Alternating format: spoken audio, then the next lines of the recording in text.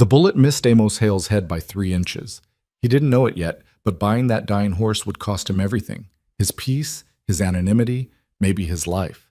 Because beneath his worthless ranch land lay something men had killed for 100 years ago. Something they'd kill for again tonight. The horse knew. Somehow, impossibly, the horse knew.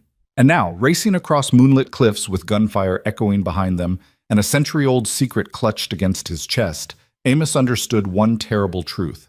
Compassion could save you or bury you alongside the ghosts it awakened. If you want to see how far this story travels, hit that like button and drop a comment with your city. Let's see where our audience is watching from. Now, let me take you back to where it all began. The sky over Millbrook hung low and gray, pressing down on the valley like a dirty thumb. Amos Hale stood at the edge of the livestock auction grounds, his boots caked in mud that had long since dried to the color of old bone. The air smelled of manure, diesel exhaust, and desperation, a scent he'd grown intimately familiar with over the past 3 years. 58 years old and looked 70. That's what the mirror told him these days. His face had the texture of sun-baked leather, creased deep around the eyes and mouth. His hands, wrapped around a styrofoam cup of coffee gone cold, trembled slightly. Not from the October chill, but from the knowledge that this auction represented his last threadbare hope. The Hale Ranch, all 420 acres of it, was 3 months from foreclosure. The bank had been patient, he'd give them that. But patience, like everything else in his life, had a limit. His cattle were gone, sold off piecemeal over 2 bad winters. His equipment was rusted to hell. His wife Sarah had left 6 years back, couldn't stomach watching him cling to a dream that was busy strangling them both. "All I got left," he muttered to no one, staring into the murky coffee, "is dirt and debt." "You talking to yourself again, Hale?" Amos looked up to see Bert McKenzie, a neighboring rancher whose land had somehow weathered the same storms that had broken Amos. Bert was 10 years younger, 50 pounds heavier, and wore success like cologne, subtle but unmistakable. "Just thinking out loud," Amos said. "Dangerous habit." Bert gestured toward the auction pens. "You buying or just window shopping?" "Haven't decided yet." Bert's eyes narrowed with something that might have been pity or might have been contempt. "Word is you're about tapped out. Bank's got its teeth in you pretty good." "Word travels fast." "Small town." Bert sipped from his own coffee, which steamed in the cool air. "Look, Amos, no judgment here. Times are hard. But if you're thinking about buying stock today, maybe think twice. Can't afford to throw good money after bad." Amos felt his jaw tighten. "Appreciate the advice." "I'm serious. Henderson's got some decent breeding heifers going up in an hour. You can't compete with that. And the horse lots." Bert shook his head. "Nothing but glue factory candidates and broken down nags. Save your money." "For what? The foreclosure party?" Bert's expression hardened. "Suit yourself, just trying to help." As Bert walked away, Amos dumped the cold coffee onto the ground and crushed the cup in his fist. Pride was a luxury he couldn't afford, but apparently he was still paying for it anyway. The auction yard sprawled across 5 acres of trampled grass and temporary fencing. Cattle lowed in their pens, horses shifted nervously in theirs, and everywhere, men in work shirts and ball caps moved with the purposeful energy of people who still had something to lose.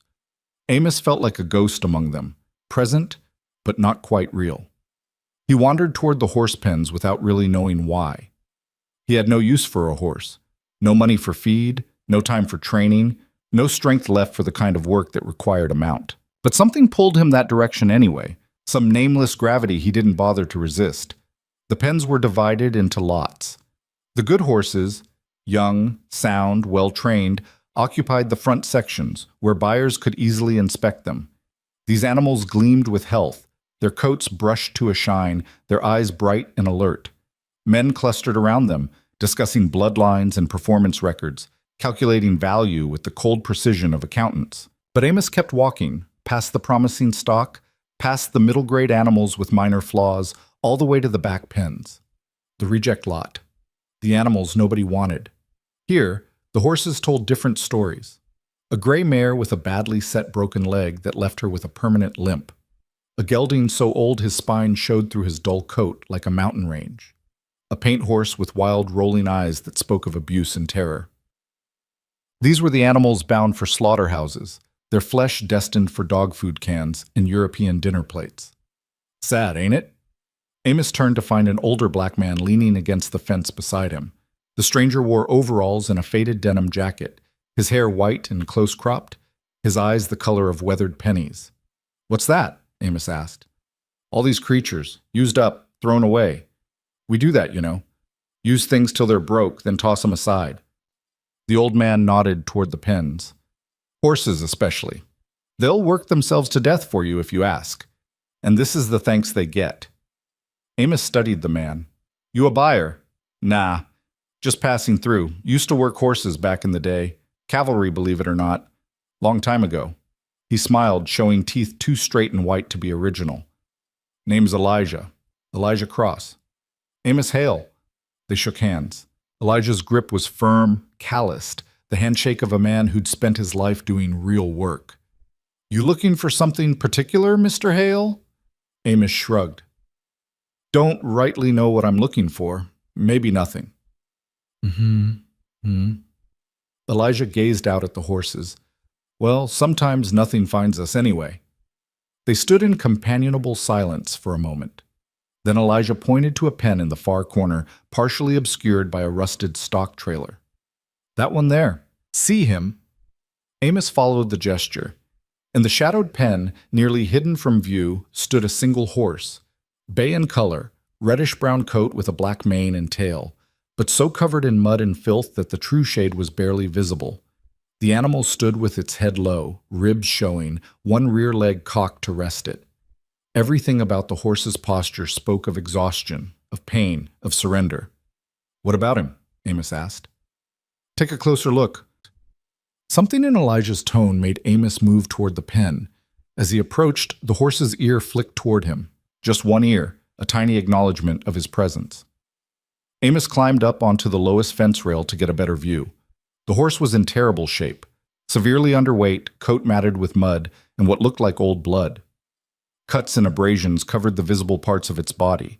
One eye was swollen, partially shut. But as Amos looked closer, he saw something else. The horse was watching him, not with the dull, defeated gaze of a broken animal, but with clear, focused intelligence. The one good eye tracked Amos's every movement. There was awareness there, recognition, almost, as if the horse was studying him just as carefully as Amos was studying the horse.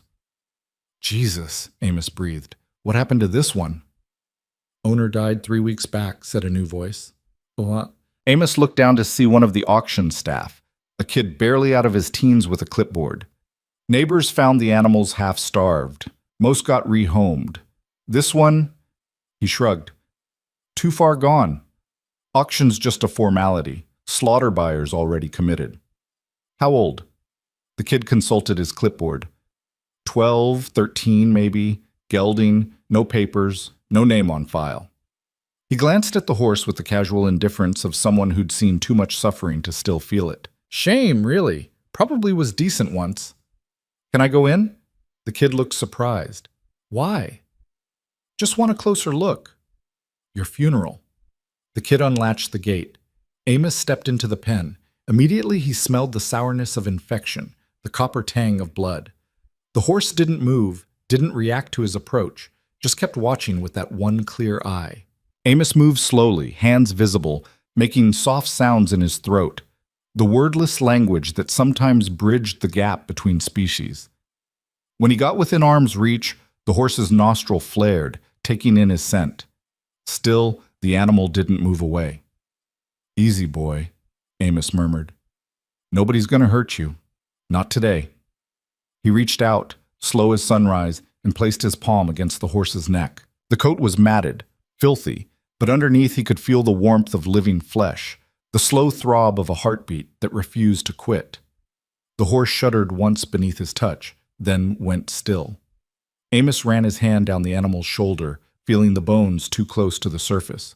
The horse had given everything, spent everything, and was now waiting, with dignity, with quiet pride, for whatever came next. "You've been through hell, haven't you?" Amos said softly. The horse turned its head slightly, bringing both eyes to bear on Amos. The swollen one was clouded, probably half blind, but the other gleamed with that same unsettling awareness. And for just a moment, Amos felt something he couldn't name, a recognition, a connection. As if the horse was looking not at him, but into him, seeing all the way down to the broken, desperate core of who he'd become. "You see me, don't you?" Amos whispered. "You see exactly what I am." The horse exhaled, a long, rattling breath that sounded almost like agreement. Elijah's voice floated over the fence. "Funny thing about horses, Mr. Hale. They got a sense about people. Can tell when someone's empty inside, when someone's full of meanness, and they can tell when someone's got a little light left, even if that person's forgotten all about it." Amos looked back at the old man. "What are you saying?" "I'm saying that horse is still standing when he ought to be dead, and you're still here when most men would have quit. Maybe there's a reason you two are in the same place at the same time." "That's crazy talk." "Maybe," Elijah smiled, "or maybe crazy's just another word for faith." Amos turned back to the horse. Faith. He'd lost that years ago, along with his herd, his marriage, his hope. Faith was for people who still believed things could get better. He was long past that particular delusion, but standing there, hand on the dying horse's neck, feeling that stubborn heartbeat that refused to stop. "How much?" he called out. The kid with the clipboard looked up, confused. "Sir? How much for this horse?" Now the kid laughed outright. "You serious, mister? This animal won't last the week, probably won't last the night." "I asked how much." The kid consulted his clipboard, still smirking. "Slaughter price, $200, but honestly, you'd be throwing your money away. That horse is—" "I'll take him." The words were out before Amos could stop them. The kid's smirk faded into genuine surprise. "You'll—" "What?" "I'll take him. $200. Write it up." "Sir, I don't think you understand. This animal is in bad shape. No guarantees he'll even survive transport. If he dies on you, that's your loss. No refunds." "Write it up." The kid stared at him for a long moment, then shrugged. "Your money." He made a note on his clipboard. "Go settle up with the cashier's window. You can load him after you show proof of payment." Amos climbed out of the pen, his heart hammering. $200. That was money he didn't have, money that should have gone to the electric bill or the property taxes or any one of a dozen other debts stacked up like cordwood. It was irrational, stupid, the kind of decision that would accelerate his ruin rather than prevent it. But he'd made it anyway. Elijah was still leaning against the fence when Amos walked past. The old man nodded approvingly. "Good choice, Mr. Hale." "I just bought a dying horse for $200, Amos said flatly. "That's not a good choice. That's insanity. Sometimes they're the same thing." Elijah straightened up, joints popping. "You need help loading him." "Why would you help me? You don't even know me." "True enough. But I know that horse. Or at least, I know what he is." "And what's that?" Elijah's smile was enigmatic, his old eyes distant. "A second chance. For both of you." He clapped Amos on the shoulder. "Come on, let's get him loaded before you come to your senses." The cashier was a middle-aged woman with the permanent scowl of someone who'd been doing the same job for 20 years. She processed Amos's payment without comment, though her eyebrow raised slightly when she saw which lot number he'd purchased. "The Bay and Pen 42? She asked. "That's right." "Mm-hmm." She counted out his change from the $300 bills he'd pulled from his wallet, the last of his cash reserves. "Receipt's in the bag. Good luck." The way she said it made good luck sound like, "You're an idiot." But Amos was past caring. He walked back to the pens where his truck and trailer waited. A 1987 Ford F-250 with 200,000 miles on it and a two-horse trailer that had seen better decades. Elijah was already there, talking quietly to the horse through the fence. When Amos approached, the old man turned. "He's calm now. Let's get him out before that changes." They backed the trailer up to the pen's gate. The horse watched the whole process with that unnerving intelligence, not spooked, not resistant, just observing. When they opened the gate and Elijah led him forward, the animal walked with a pronounced limp, favoring that back leg, but didn't balk or fight. "Easy, easy," Elijah murmured, guiding the horse up the trailer ramp. "That's it. Just a few more steps." The horse climbed into the trailer like he'd done it 1,000 times. Once inside, he stood quietly while Amos secured the divider and closed the back gate. "Well," Amos said, staring at the trailer that now contained his $200 disaster. "I've done dumber things. Can't remember when, but I'm sure I have." Elijah chuckled. "You got a name for him?" "Didn't plan that far ahead." The old man stroked his chin, thinking. "How about Dusty? He's covered in enough of it." Amos looked at the mud-caked animal visible through the trailer's side window. "Dusty? Yeah, all right." He turned to Elijah. "Thanks for the help. I'd offer to pay you, but don't want your money, Mr. Hale. Just do right by that horse. He's earned it." "I'll try." Amos extended his hand. "And it's Amos. Just Amos." They shook again. Elijah's grip was warm, solid, real. "You take care now, Amos, and keep your eyes open. That horse is going to show you things. Strange things, probably. Don't ignore them." "What kind of things?" But Elijah was already walking away, hands in his pockets, whistling a tune Amos didn't recognize. Within moments, the old man had disappeared into the crowd of auction-goers, vanishing as suddenly as he'd appeared. Amos stood alone beside his truck, feeling the weight of what he'd just done settling onto his shoulders like a physical thing. $200 for a dying horse. The bank would love that. Hell, if Sarah found out, she'd probably laugh herself sick. From inside the trailer came a soft sound. Not quite a whinny, more like a sigh. Dusty, adjusting to his new confinement. "Just you and me now, boy," Amos said to the trailer. "Two fools against the world." He climbed into the truck and started the engine. It coughed, sputtered, then caught. Small mercies. He pulled out of the auction grounds, trailer rattling behind him, and headed for home. The drive back to the ranch took 45 minutes. The landscape rolled past in shades of brown and gray, fields gone fallow, trees stripped bare by the approaching winter, the occasional farmhouse standing like a monument to better times. Amos kept the radio off, preferring the silence, or maybe just afraid of what the news might tell him about the world he was failing to keep pace with. His ranch appeared at the end of a long gravel driveway marked by a weathered wooden sign that read, "Hale Ranch, Estant, 1947. His grandfather had carved that sign.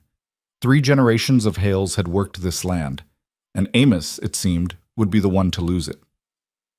The ranch house was a 2-story structure with peeling white paint and a sagging front porch. The barn, set back about 50 yards, leaned slightly to the left. Its red paint faded to the color of dried blood. The pasture stretched out beyond, empty now except for ghosts.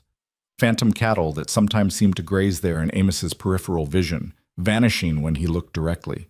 He parked the truck near the barn and killed the engine.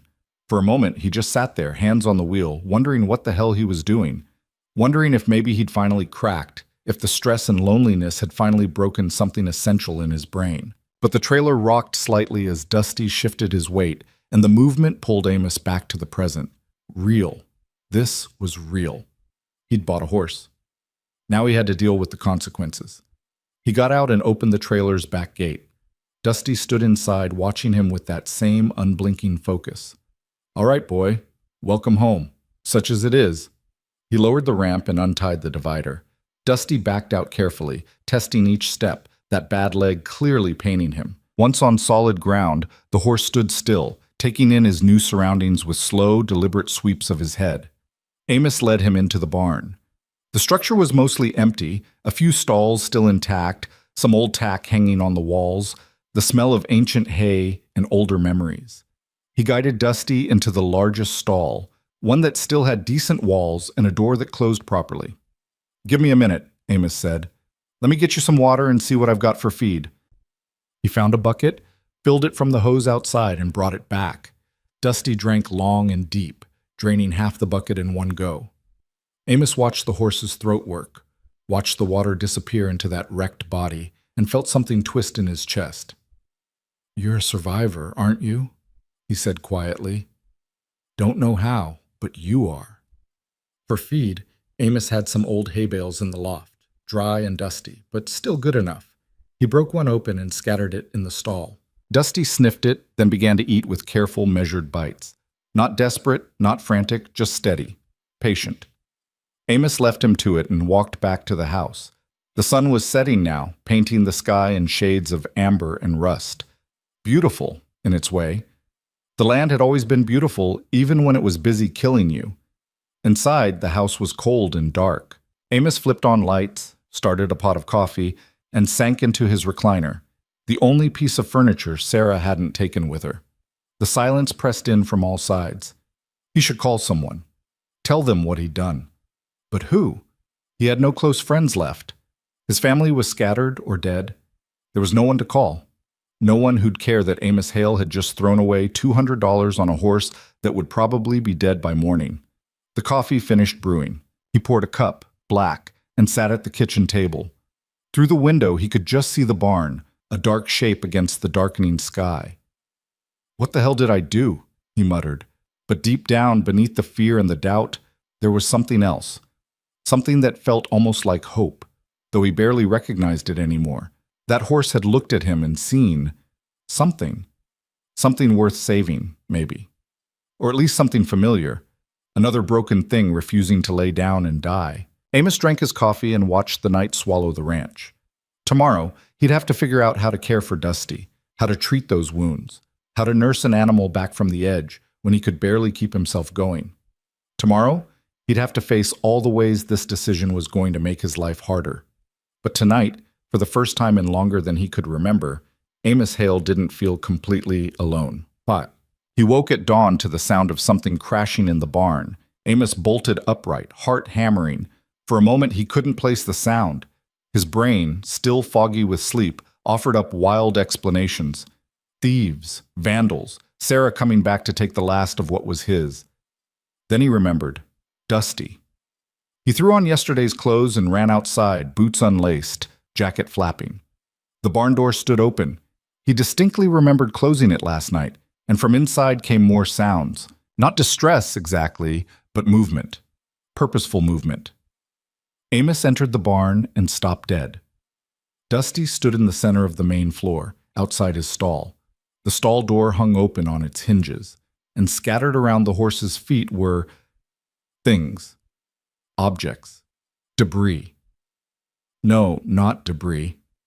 Amos looked closer. Bits of metal, rusted pieces of what might have been tools or equipment, chunks of wood with old nails driven through them. And there, near Dusty's front hoof, something that gleamed even in the dim light filtering through the barn's gaps. Amos knelt and picked it up. A coin. Old, heavy, corroded, but still recognizable. He turned it over in his fingers, squinting at the faded markings. It was a Liberty Head double eagle, a $20 gold piece, dated 1865. "What the hell?" Amos breathed.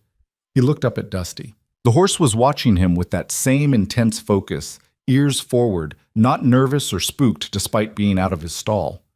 And then Dusty did something that made Amos's skin prickle.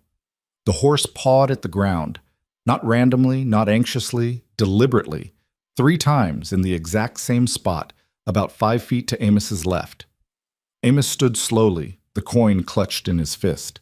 He walked to where Dusty had been pawing. The ground there was hard-packed dirt, but when Amos looked closely, he could see scratches in the surface.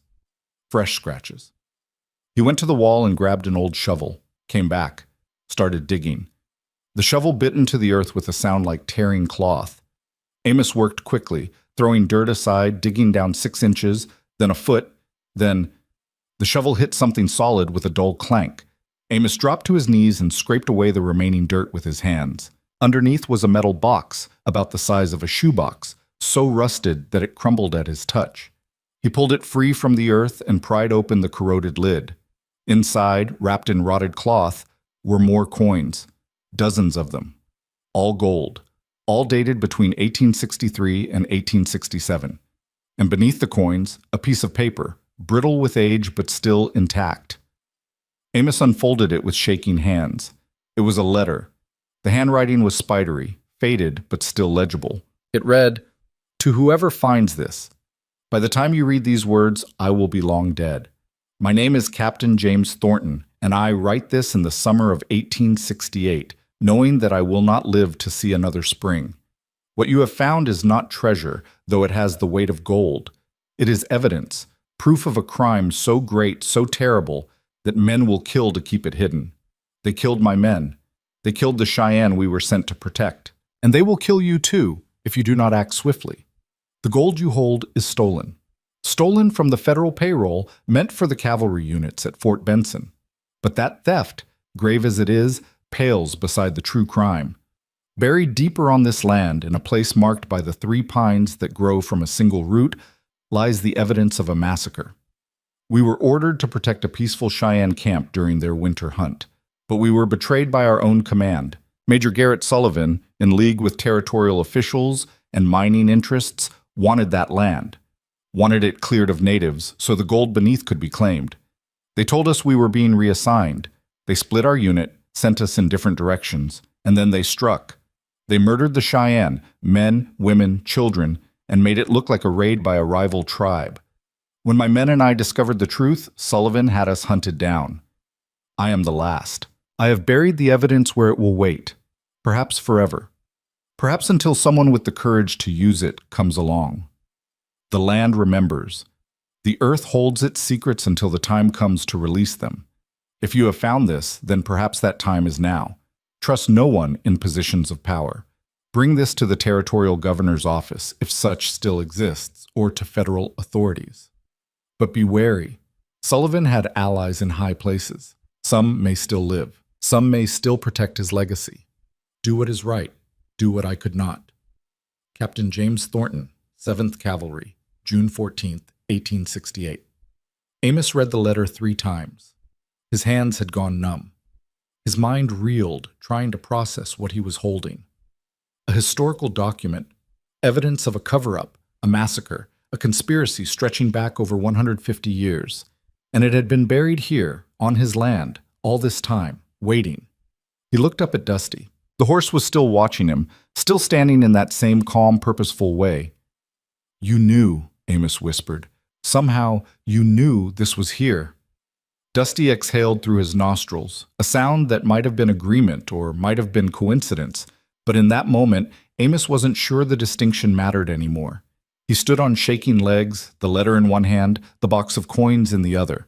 His rational mind screamed at him that this was impossible. Horses didn't guide people to buried historical artifacts. Horses didn't know things. But the evidence was in his hands. Literal, tangible evidence. "The 3 pines," Amos said aloud, "growing from a single root." He knew that spot. It was at the far edge of his property, up near the base of the ridge that marked the boundary between his land and the national forest. 3 pine trees, ancient and gnarled, growing so close together they seemed to share a trunk. He'd always thought it was just a natural oddity, but if the letter was true...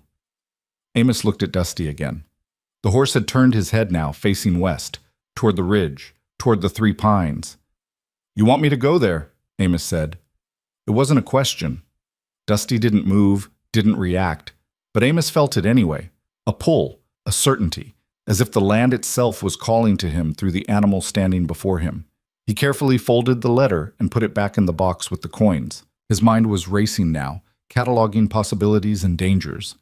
If what the letter claimed was true, then somewhere on his land was buried evidence of a 150-year-old massacre and conspiracy, evidence that could rewrite history, evidence that people might have killed to protect once and might kill to protect again. But who would even know about it after all this time? Surely everyone involved was long dead. Sullivan, his allies, the victims, all dust now, all bones and memory.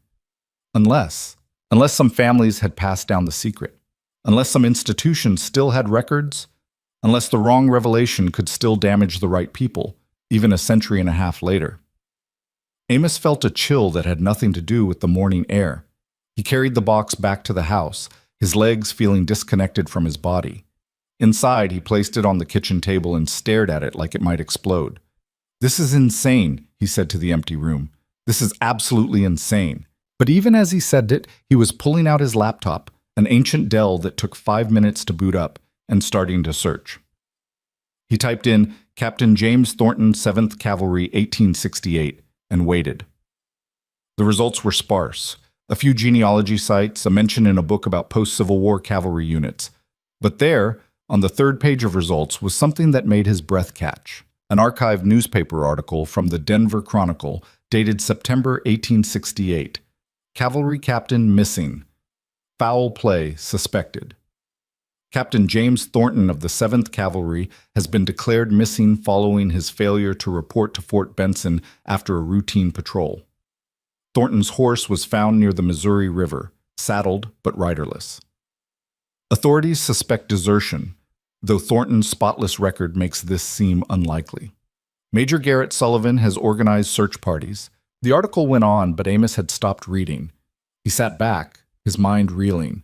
It was real. Captain Thornton was real. And he had disappeared, just as his letter suggested, hunted down by the same men who'd orchestrated the massacre. Amos kept searching, typed in Major Garrett Sullivan, Fort Benson. More results this time. Sullivan had had a long career, rose to the rank of colonel, served in multiple campaigns against various tribes, retired with honors in 1891, died in 1903, wealthy and respected. There was even a photograph. Sullivan stared out from the sepia-toned image, a man in his 50s, hard-faced and cold-eyed, wearing a uniform decorated with medals, the face of a man who'd built his success on the bones of others. "You got away with it," Amos murmured. "You murdered all those people, killed your own men to cover it up, and you got away with it." But had he? If Thornton's letter was true, the evidence was still out there, still buried, still waiting. Amos looked out the window toward the barn, where Dusty stood in the doorway, silhouetted against the rising sun. This wasn't over. This was just beginning. And somehow, impossibly, a dying horse had brought him here. To this moment, to this choice. Amos could ignore it, could rebury the box, could pretend he'd never found it, could let sleeping dogs and century-old secrets lie. Or he could do what Thornton had asked, what the letter pleaded for. He could find the rest of the evidence. He could bring it to light. He could give voice to the voiceless, justice to the dead. It was insane. Dangerous, probably. Definitely beyond anything a broke, desperate rancher had any business attempting. But then again, buying a dying horse for $200 had been insane too, and that decision had led him here, to the edge of something vast and terrible and important. Amos closed the laptop, stood, walked back to the barn. Dusty turned to face him as he approached. The swelling around the horse's eye had gone down slightly. The wounds on his body would heal given time and care, but that intelligence in his gaze, that hadn't changed. If anything, it burned brighter now. "All right, boy," Amos said quietly. "You brought me this far. Guess I'll see where you want to take me next." He saddled Dusty with an old saddle he found in the tack room, cracked leather but still serviceable. The horse stood patiently through the process, not flinching even when the girth pulled tight around his wounded ribs. Amos mounted slowly, carefully, not sure if Dusty would take his weight or collapse beneath it. But the horse stood firm, solid, despite everything. "The 3 Pines," Amos said. "You know the way?" Dusty's ears flicked forward, and then, without Amos applying any pressure to the reins, the horse began to walk. West. Toward the ridge. Toward the trees growing from a single root. Toward whatever truth had been buried there for 158 years, waiting for this moment, for this man, for this impossible horse to finally bring it back to light. The morning sun climbed higher. The ranch fell away behind them, and Amos Hale, who'd come to that auction with nothing left to lose, rode into his future with no idea how much he was about to find, or how much it was going to cost him. The ride to the ridge took longer than Amos expected. Dusty moved with careful determination, each step measured, that injured leg forcing him into a gait that was more shuffle than walk. But the horse never hesitated, never veered from his westward course, as if following a compass only he could see. The land rose gradually beneath them, pasture land giving way to scrub brush and scattered rocks. Amos hadn't been out this far on his property in years. There'd been no reason to come, no cattle to check, no fences to mend. The earth felt forgotten here, wild in a way that the worked portions of his ranch never could be. 20 minutes into the ride, Dusty stopped. Amos looked around, confused. They were nowhere near the 3 Pines yet, still a good half-mile from the ridge. Nothing marked this spot as special. Just a shallow depression in the ground, maybe 15 feet across, where the grass grew slightly greener than the surrounding brown. "What is it, boy?" Amos asked. Dusty lowered his head and snorted at the ground. Then he pawed. Once, twice, the same deliberate gesture he'd made in the barn. Amos dismounted, his boots hitting the earth with a soft thud. His knees protested. He wasn't used to riding anymore. Wasn't used to much of anything physical beyond the bare minimum required to survive. He walked to where Dusty had been pawing and knelt. The grass here was different, not just greener, but wrong somehow. It grew in a pattern, a rough rectangle about 6 feet by 3 feet. Amos pulled at the grass and felt it give way easily, too easily, as if the roots were shallow. Beneath the turf was disturbed soil, darker than the surrounding earth. A grave, Amos breathed. He stood quickly, backing away from the spot. His heart hammered against his ribs. He'd been looking for evidence, for proof of Thornton's claims, but somehow seeing it, this physical manifestation of death and burial, made it real in a way the letter hadn't. Dusty hadn't moved. The horse stood watching him with those patient, knowing eyes. "How many?" Amos asked the animal, knowing he wouldn't get an answer but asking anyway. "How many are buried out here?" The wind picked up, carrying with it the smell of sage and distance. Amos looked around the depression and realized it wasn't natural at all. It was a mass grave, disguised by time and vegetation, hidden in plain sight on his own land. He thought about the letter. The Cheyenne camp. Men, women, children, all murdered to clear the land for mining interests that probably never even materialized. All buried in unmarked pits while the world moved on, forgetting they'd ever existed. "Jesus Christ," he whispered, then caught himself. The word felt wrong here, inadequate for the weight of what lay beneath his feet. He remounted Dusty, his hands shaking as he gripped the reins. The horse started forward again without prompting, moving around the gravesite in a wide arc, as if paying respect to what lay beneath. They continued west. Amos tried to focus on the landscape, on the physical act of riding, on anything except the growing certainty that his property was a graveyard. But every 100 yards or so, Dusty would stop and paw at the ground, marking another burial site. Amos counted them. 3, 5, 7. By the time they reached the base of the ridge, Dusty had marked 11 graves. 158 years, Amos said, his voice rough.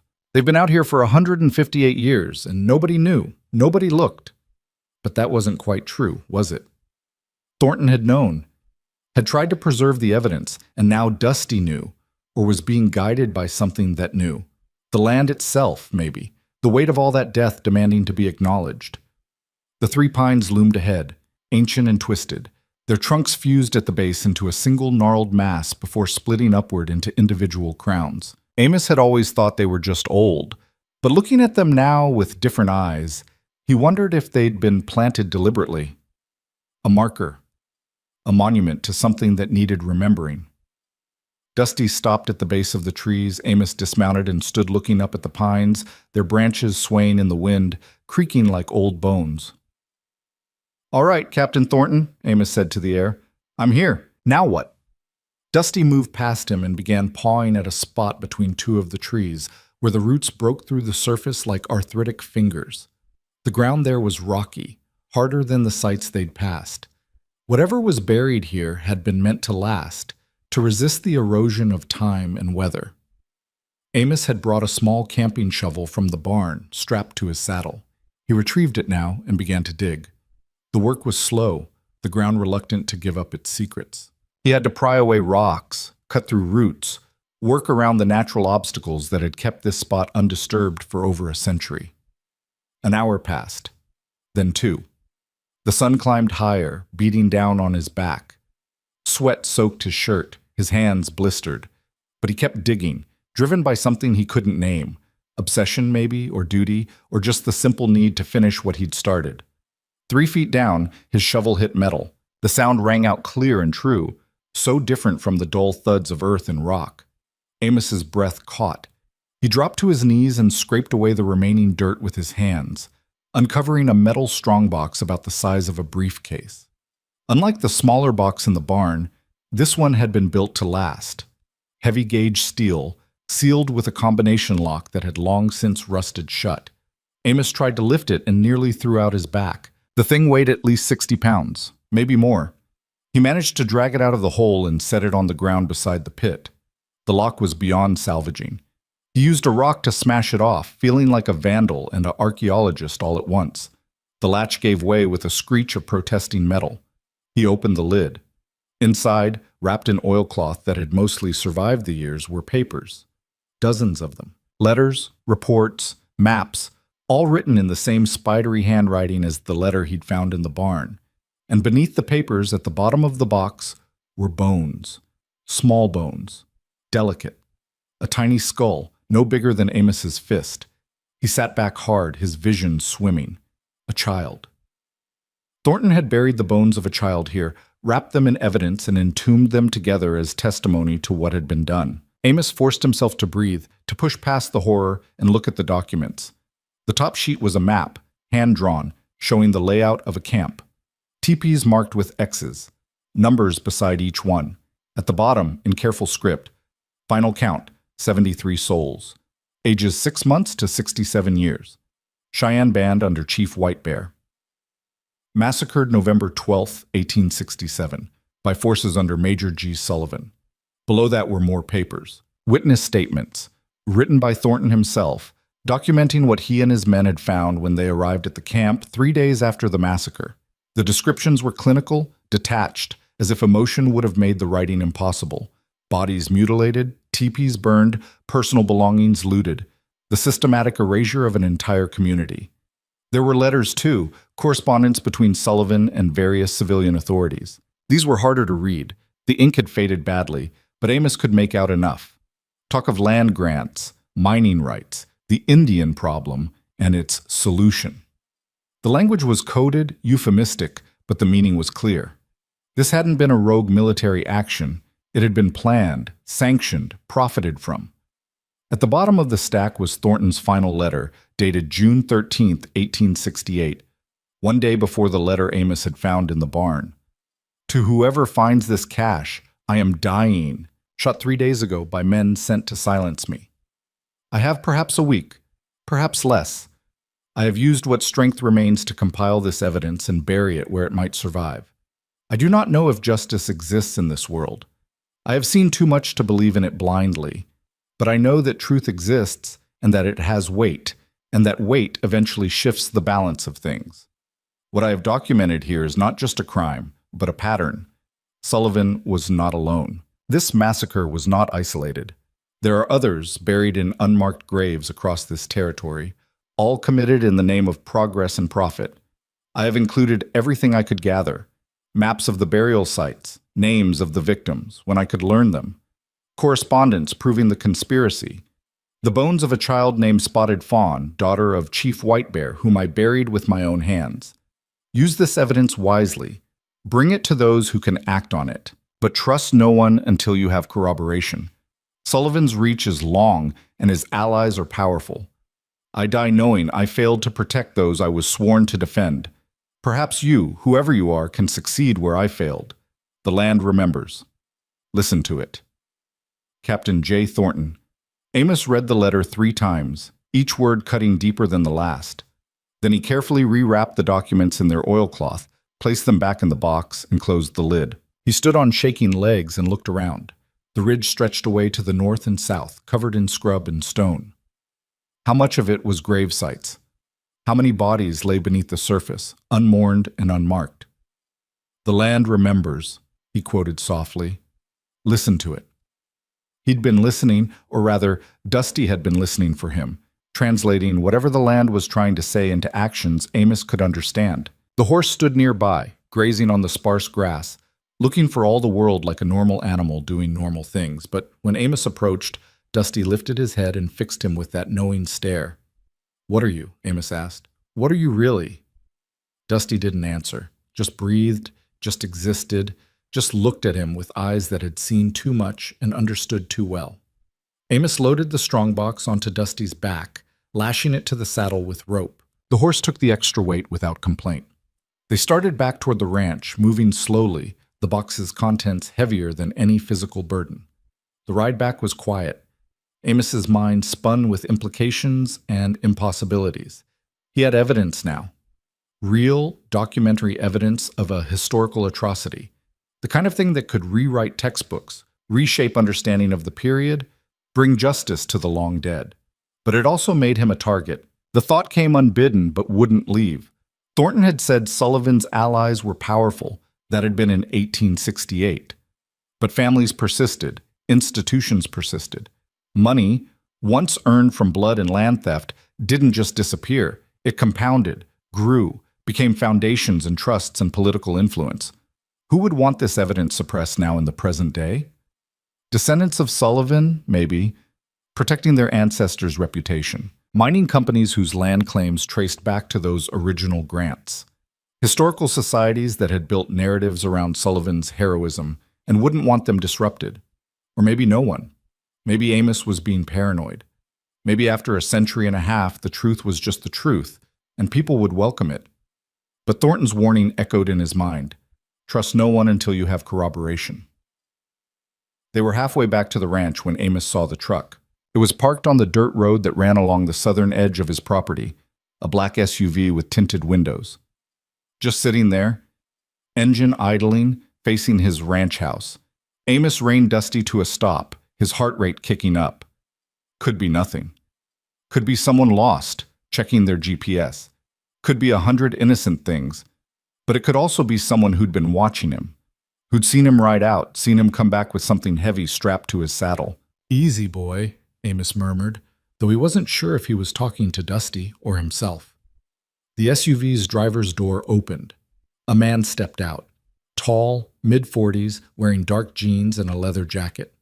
Even from a distance, Amos could see the bulge under the jacket that suggested a shoulder holster.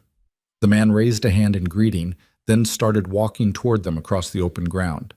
Amos's instinct screamed at him to run. But run where? This was his land. And besides, Dusty couldn't run, not with that injured leg, not carrying the extra weight of the strongbox. The man stopped about 20 feet away, close enough to talk, but far enough to not seem immediately threatening. "Mr. Hale?" he called out. "Who's asking?" "My name's David Keller. I'm with the Western Heritage Foundation. I'd like to talk to you about your property." "My property's not for sale." Keller smiled. It didn't reach his eyes. "I'm not here to buy it. I'm here because we've been conducting historical research in this area, and we believe your land may have archaeological significance." Amos felt his stomach drop. "Is that so?" "There are rumors, old stories about cavalry activity in this region during the 1860s. We're trying to verify them, document what we can." Keller's gaze flicked to the strongbox strapped to Dusty's saddle. "That's interesting equipment you're carrying. Been doing some digging? Just ranch work?" "Right." Keller's smile widened fractionally. "The thing is, Mr. Hale, if there are historical artifacts on your land, graves, relics, documents, they fall under federal protection laws. Disturbing them without proper permits is a serious crime. I'm sure you weren't aware of that." The threat was gentle but unmistakable. Amos felt his hands tighten on the reins. "I haven't disturbed anything," he said evenly. "I'm glad to hear it, but just to be safe, we'd like to conduct a survey, completely professional, fully licensed. We'd compensate you for your time, of course. And if we do find anything significant, we can ensure it's handled properly. Respectfully." "Respectfully," Amos repeated. "Like how those Cheyenne were handled respectfully in 1867? The words were out before he could stop them. Keller's expression didn't change, but something shifted in his eyes. A hardening, a calculation. "I don't know what you're talking about," Keller said quietly. "Sure you don't." They stared at each other. The wind picked up, carrying dust between them. Dusty shifted beneath Amos, muscles tensing as if sensing the danger in the air. Keller took a step forward. Amos's hand moved instinctively to the rifle scabbard on his saddle. Empty, he realized with a jolt of fear. He'd left the rifle in the barn. "Mr. Hale," Keller said, his voice dropping to a more intimate register. "You seem like a reasonable man. You're in debt. Your ranch is failing. You're 3 months from foreclosure. Those aren't secrets. They're public record. Now, the foundation I represent has substantial resources. We could help you. Clear your debts, set you up somewhere comfortable. All we need is cooperation." "Cooperation," Amos said flatly. "You mean silence?" "I mean partnership. We want the same thing you want, to honor the past. But there are right ways and wrong ways to do that. You go running to the media with whatever you think you've found, you'll start a circus. Activists, politicians, lawyers, they'll descend on your land like locusts. You'll lose control of your own property, Is that what you want? What I want, Amos said slowly, is for you to get the hell off my land. Keller's jaw tightened. Don't be stupid. You have no idea what you're dealing with. Then educate me. The people I work for have been protecting certain historical narratives for a very long time. They have resources you can't imagine. Lawyers who can tie you up in court for years. Friends in law enforcement who can make your life very difficult. You're one man, Hale. One broke, desperate man. You can't win this fight. Maybe not, Amos said, but I can damn well try. He nudged Dusty forward. The horse responded immediately, moving toward Keller with steady purpose. Keller took a step back, his hand moving toward his jacket. Don't, Amos warned. You draw that weapon, and we've got a whole different situation. You're making a mistake. Story of my life. Amos guided Dusty around Keller, giving the man a wide berth. Keller turned to watch them pass, his expression dark. This isn't over, Hale, he called out. You have until tomorrow morning to reconsider. After that, we proceed without your cooperation, and you really don't want that. Amos didn't look back. He kept Dusty moving toward the ranch house, every nerve screaming at him to expect a bullet between his shoulder blades. But the shot didn't come. He heard the SUV's engine rev, heard tires on gravel. When he finally glanced back, the vehicle was gone. But the threat remained, hanging in the air like smoke. Back at the ranch, Amos unloaded the strongbox and carried it into the house. His arms shook from the weight and the adrenaline still coursing through his system. He set the box on his kitchen table next to the smaller one from the barn and stood staring at them both. 2 boxes. Enough evidence to potentially rewrite a chapter of Western history, and enough danger to get him killed. He needed help. He needed someone he could trust, someone with the resources and authority to act on this information. But who? Keller had been right about one thing. Amos didn't know who Sullivan's modern allies were, didn't know how deep the corruption ran or who might be compromised. Thornton's words came back to him. Trust no one until you have corroboration. Amos pulled out his laptop and started searching. He needed to find out everything he could about the Western Heritage Foundation, about David Keller, about the Sullivan family, and what had happened to their fortune after the old bastard died. He worked through the afternoon following digital breadcrumbs down rabbit holes of corporate filings and historical records. What he found made his blood run cold. The Western Heritage Foundation was real, but it was a shell.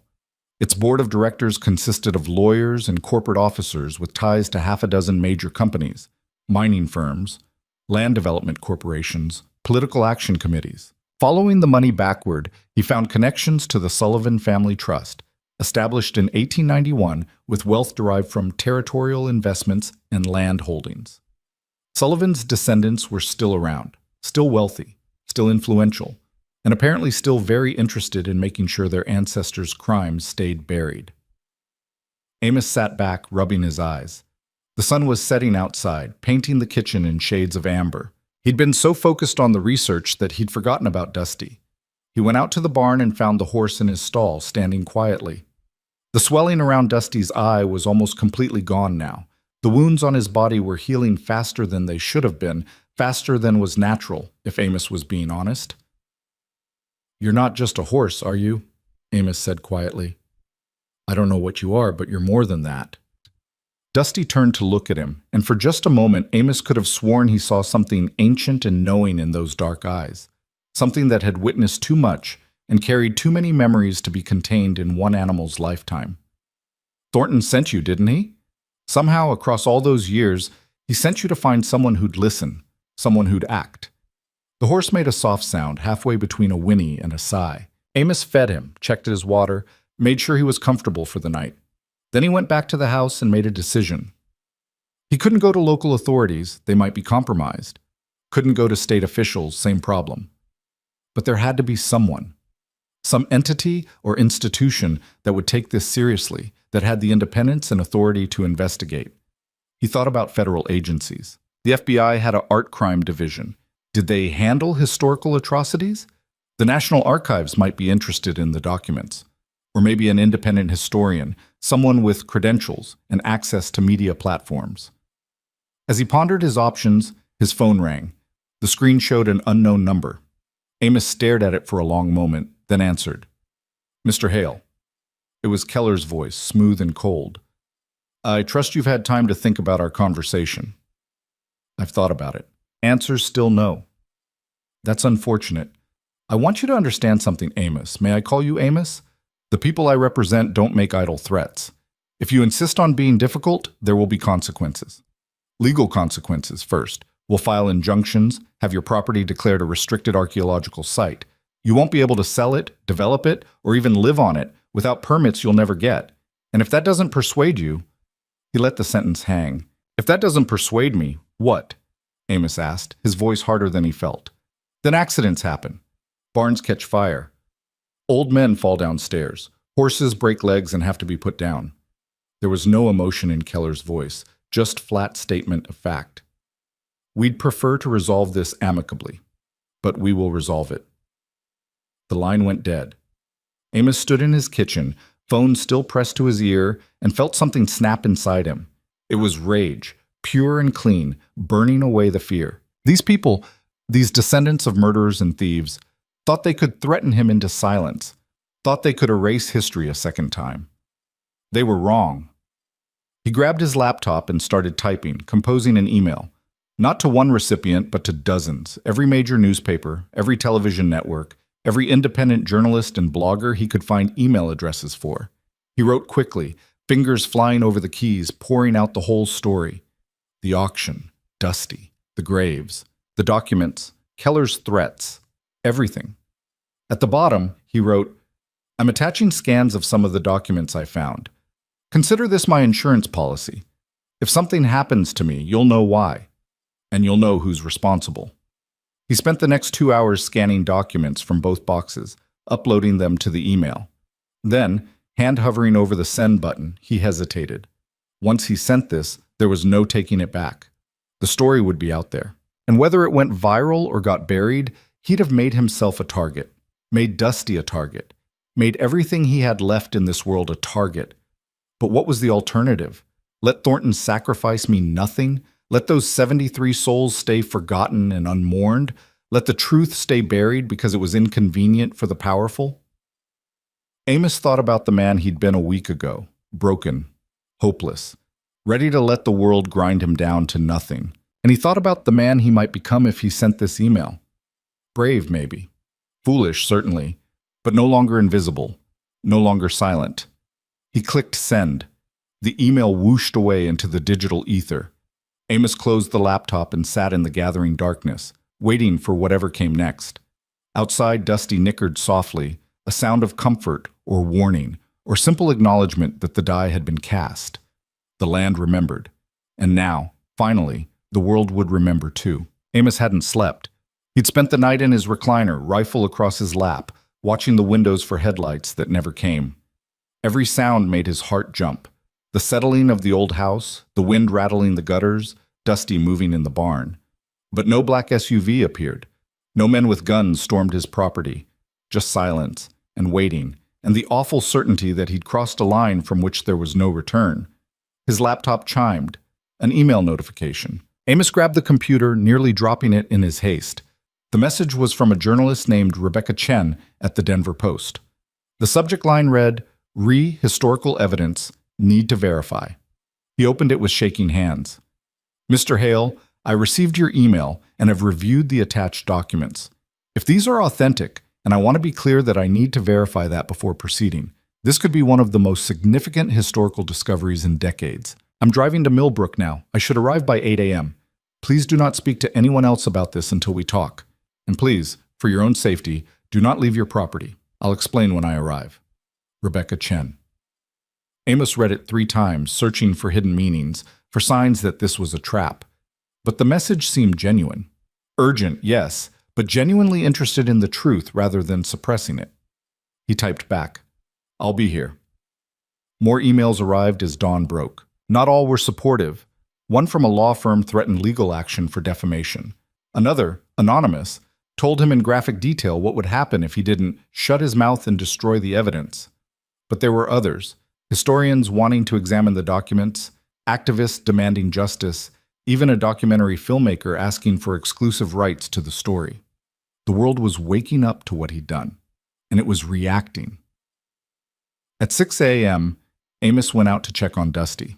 The horse was standing at his stall door, ears pricked forward, looking toward the eastern horizon where the sun was just starting to paint the sky pink and gold. When Amos approached, Dusty turned those knowing eyes on him. "We did it," Amos said quietly. "Sent it out into the world. Can't take it back now." Dusty exhaled through his nostrils, a sound that might have been approval or might have been warning. The horse's wounds looked even better this morning, the cut scabbed over cleanly, the swelling completely gone. In the early light, Dusty almost looked healthy, as if the act of revealing Thornton's secret had restored something vital in him. Amos fed him and was heading back to the house when he heard vehicles approaching. Multiple vehicles, moving fast on the gravel road. His hand went instinctively to the rifle he'd left just inside the barn door. He grabbed it, worked the bolt to chamber around, and positioned himself where he could see the driveway but had cover if things went bad. 3 vehicles appeared. The lead was a white sedan with a rental company sticker. Behind it came a sheriff's cruiser, and behind that, making Amos's stomach drop, was the black SUV from yesterday. The vehicles stopped in a loose semicircle in front of his house. Doors opened. From the sedan emerged a woman in her mid-30s, Asian American, wearing jeans and a blazer, her black hair pulled back in a ponytail. She had a messenger bag slung over her shoulder and moved with the confident urgency of someone who'd driven through the night on coffee and determination. "Mr. Hale," she called out. "I'm Rebecca Chen." From the cruiser came Sheriff Tom Walters, a man Amos knew slightly. They'd served on the same volunteer fire department years back. Walters was in his 50s, broad-shouldered, with the kind of face that had seen too much small-town tragedy to be easily surprised. He wore his uniform and his authority with equal comfort. And from the SUV came David Keller, along with another man Amos didn't recognize. Younger, harder-looking, with the build of someone who spent serious time in a gym. Both wore suits now instead of casual clothes. Both looked like they hadn't slept either. "Mr. Hale," Walters said, his tone carefully neutral, "I need you to lower that rifle." "Not until I know what's happening here, Tom." "What's happening is I got 3 different calls this morning. One from this journalist saying she's coming to interview you about some historical discovery. One from the Western Heritage Foundation claiming you've been illegally excavating protected sites. And one from the FBI field office in Denver asking me to secure a potential crime scene." Walter spread his hands. "So I'm here to sort this out before somebody does something stupid." "The only crime here," Keller said, his voice tight with controlled anger, "is Mr. Hale's destruction of archaeological evidence. Sheriff, I have paperwork showing that this property contains federally protected burial sites. Mr. Hale has been digging them up without permits, disturbing remains, stealing artifacts." "That's a lie," Amos cut in. "I found evidence of a massacre. Evidence that's been buried for over 150 years because people like you wanted it buried." "People like me?" Keller's expression hardened. "I represent a legitimate historical organization. You represent the descendants of murderers." "Mr. Hale," Rebecca interjected, stepping forward, "I need to see the documents. I need to verify what you sent me before any of this goes further." "You're not touching anything," Keller snapped. "Sheriff, I'm invoking federal protection statutes. This property needs to be sealed immediately. No one goes in or out until proper authorities arrive." Walters looked between them all, clearly trying to gauge who was telling the truth. "Mr. Hale, did you dig up human remains?" "I found a strongbox. It contained documents and, yes, some bones. A child's bones. They were placed there by a cavalry captain named James Thornton as evidence of a massacre." "So you admit to disturbing a burial site?" "I admit to uncovering the truth." "The law doesn't care about your intentions," Keller said. "It cares about proper procedures. Mr. Hale has contaminated whatever evidence exists. He's compromised any potential investigation with his amateur archaeology." "I've compromised your cover-up, you mean?" Keller's jaw tightened. "Sheriff, arrest this man. Charge him with destruction of federal property, theft of historical artifacts, whatever applies. Get him off this property so professionals can assess the damage." Walters looked at Amos for a long moment. They'd fought fires together, had saved a family from a burning house once, had shared the unspoken bond that came from seeing people at their worst and best. Finally, Walter spoke. I'm not arresting anyone yet, but Mr. Hale, I do need you to show me what you found. And I need Miss Chen and Mr. Keller here as witnesses, so nobody can claim evidence was tampered with. So fine, Amos said. He lowered the rifle but didn't put it down. Follow me. He led them into the house. The strong box and the smaller box still sat on his kitchen table, opened, their contents partially visible. Rebecca moved toward them immediately, pulling out a camera and a pair of white cotton gloves. Don't touch anything yet, Walter said. Let me see first. He examined the boxes carefully, reading the visible documents without moving them. His expression shifted as he read. Surprise, then horror, then a kind of grim understanding. When he looked up, his face was pale. If this is real, it's real, Amos said. Captain James Thornton, 7th Cavalry. You can verify his existence. Verify he went missing in 1868. Verify that Major Garrett Sullivan commanded forces in this region during that period. Rebecca was taking photos, documenting everything. The handwriting matches known samples of period correspondence. The paper stock is consistent with 1860s military issue. The ink composition can be tested, but visually, it's authentic. Authentic forgeries exist, Keller said, but his voice lacked conviction. He was staring at the documents with an expression that mixed fear and fury. This needs to be examined by experts before— I am an expert, Rebecca interrupted. I have a PhD in Western American history. I've published 3 books on cavalry-Indian relations, and what I'm looking at here is either the most elaborate hoax in historical scholarship, or it's genuine primary source evidence of a massacre and conspiracy.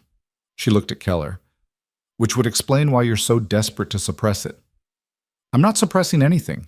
I'm protecting historical integrity. You're protecting the Sullivan family legacy, Amos said. Your foundation is funded by the Sullivan Family Trust, money that came from land stolen after massacres like this one. Keller's composure cracked. You have no idea what you're talking about. The Sullivan family built this region. They brought civilization, commerce, prosperity. They built it on bones, Rebecca said quietly. She was reading one of Thornton's reports now, her face growing darker with each line. 73 people. Murdered in their sleep, children killed with their parents. This is genocide, Mr. Keller, and your foundation exists to make sure no one knows about it. Sheriff, Keller said, his voice rising, this woman is biased. She came here with an agenda.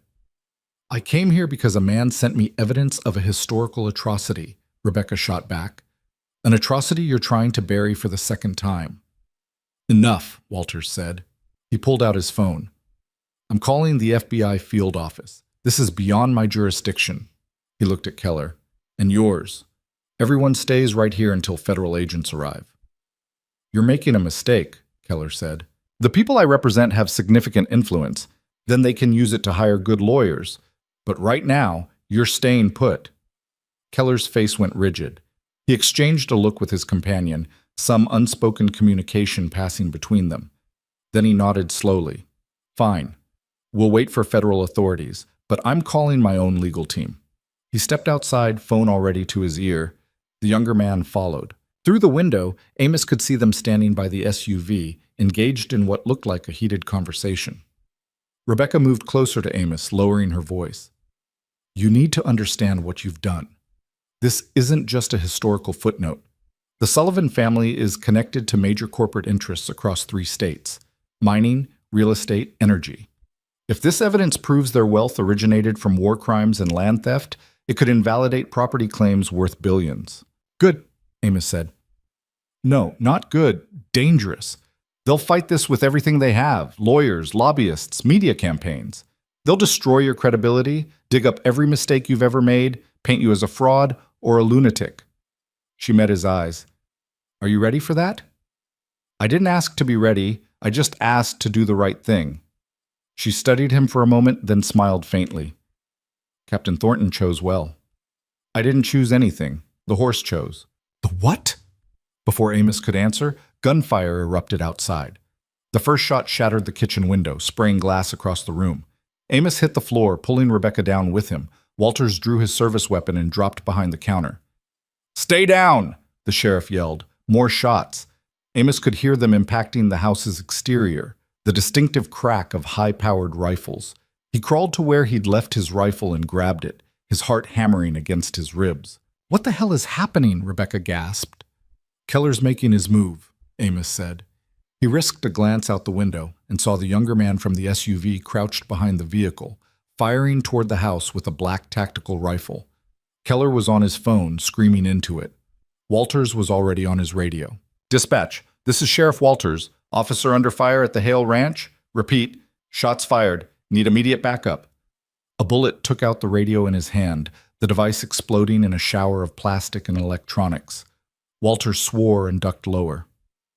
"They're trying to destroy the evidence," Rebecca said, her voice remarkably steady for someone who'd just been shot at. "They can't suppress the story now that it's out, so they're going to destroy the physical evidence and kill the witnesses." "Not if I can help it," Amos muttered. He moved to a different window, one that gave him a sightline to the SUV. The shooter was reloading. Amos didn't think, just acted, raised his rifle, aimed, fired. The shot went wide, but it made the shooter dive for cover. It also revealed their situation. The SUV wasn't alone anymore. 2 more vehicles had arrived, both dark sedans, and men were emerging from them with weapons. "How many?" Walters asked. 6, maybe 7. "We're outgunned." "No," Amos said, an idea forming. "We're not." He turned to Rebecca. "Can you handle a rifle?" "I grew up in Montana. I can shoot." He handed her his rifle and pointed to the box of ammunition on the shelf. "Cover that window. Don't let them get close to the house." To Walters, "Tom, you've got the front. I'm going to the barn." "What? Why?" "Because that's where Dusty is, and I'm not leaving him." "Hale, that's suicide." But Amos was already moving, crouching low, heading for the back door.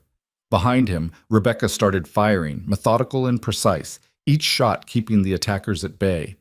Amos burst out the back door and ran for the barn in a low sprint. Bullets kicked up dirt around his feet, but the shooters were focused on the house, not expecting someone to run toward danger rather than away from it. He made it to the barn and threw himself inside. Dusty was in his stall, ears flat against his head, eyes rolling with fear at the gunfire. But when he saw Amos, the horse calmed slightly. "It's okay, boy," Amos panted. "We're getting out of here." He grabbed a bridle, no time for a saddle, and slipped it over Dusty's head. The horse accepted it without resistance, as if understanding the urgency. Amos led him out of the stall and toward the barn's rear door, the one that opened onto the pasture and the ridge beyond. They were halfway there when the barn's front door exploded inward. Keller's man stood silhouetted in the opening, rifle raised. "End of the line, old man." Amos froze. He had no weapon, no cover, just himself and the horse and about 15 feet of open space. The shooter aimed. His finger tightened on the trigger, and Dusty lunged. The horse moved faster than Amos would have thought possible for an animal that had been dying 3 days ago. Dusty charged past Amos and straight at the shooter, teeth bared, hooves flashing. The man got off one shot. It went wild, punching a hole in the barn's roof, before Dusty slammed into him like a battering ram. The impact sent the shooter flying backward out the door. His rifle clattered across the ground. He tried to scramble for it, but Dusty was on him, rearing up, hooves coming down inches from the man's head. The shooter rolled away and ran, leaving his weapon behind. Amos stared at the horse.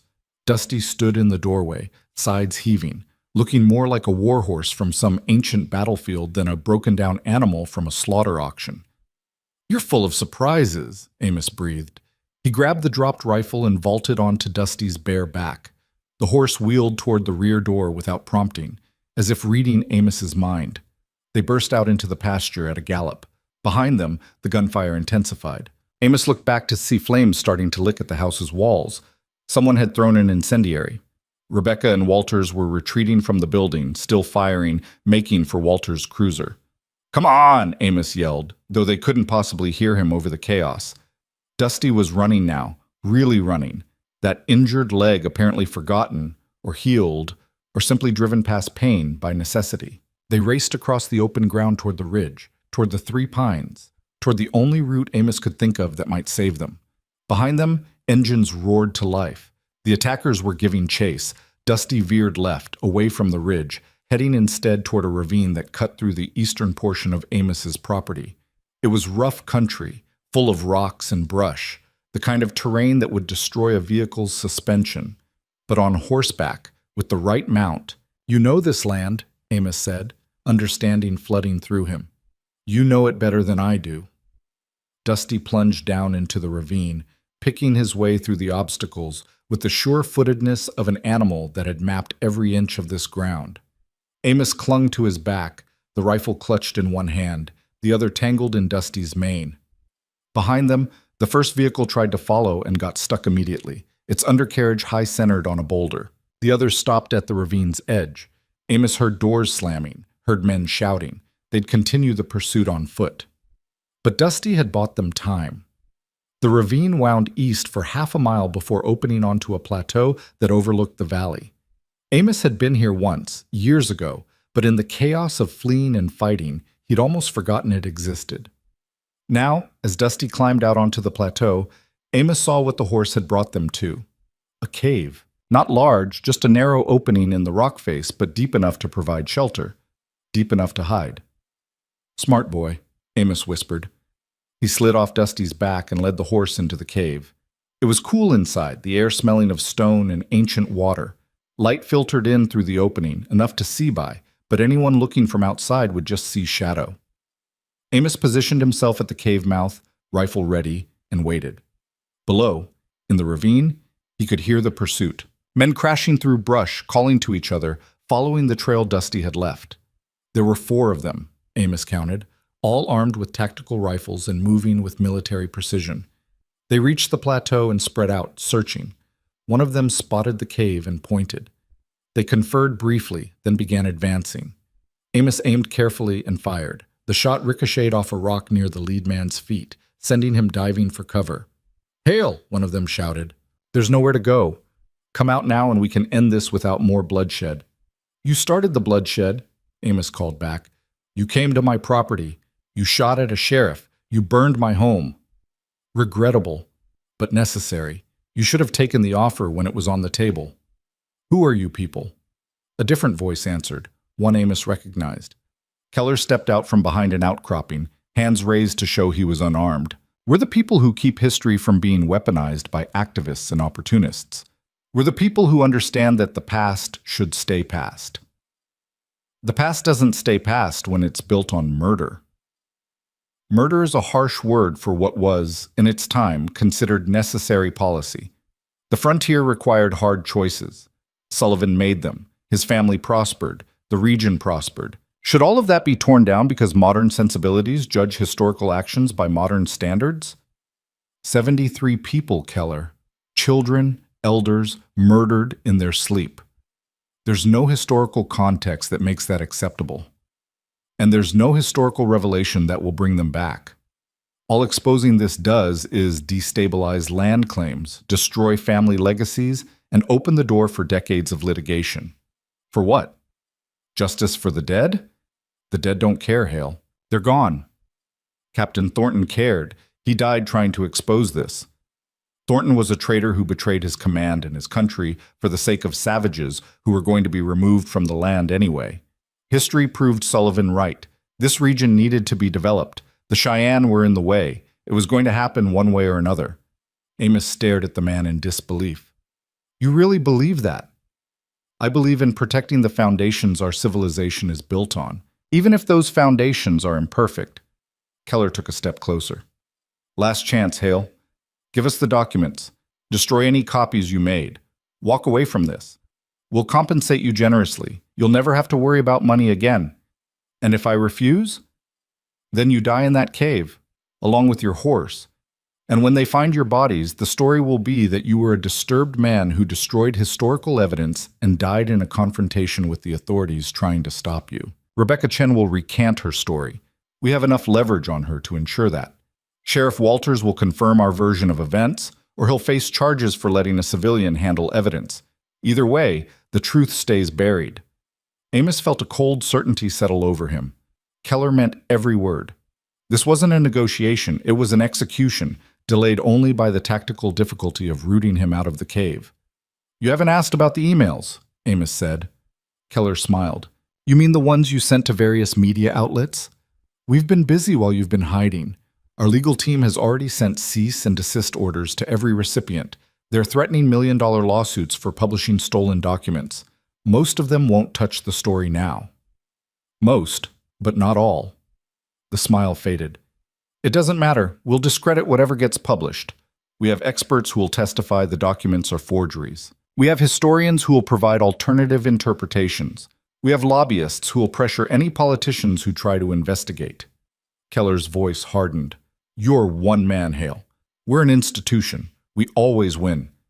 Behind Amos, Dusty made a soft sound. Amos glanced back and saw the horse staring deeper into the cave, ears forward, as if sensing something. What is it, boy? Amos whispered. Dusty took a step backward into the cave, then another, his eyes never leaving whatever he saw in the darkness. Amos followed the horse's gaze and felt his breath catch. There, carved into the stone wall about 20 feet into the cave, were markings, old markings, weathered but still visible. He couldn't make them out clearly in the dim light, but they looked like, symbols. Native American symbols, and beneath them, barely visible, was a name scratched in English letters, Thornton. Amos's mind raced.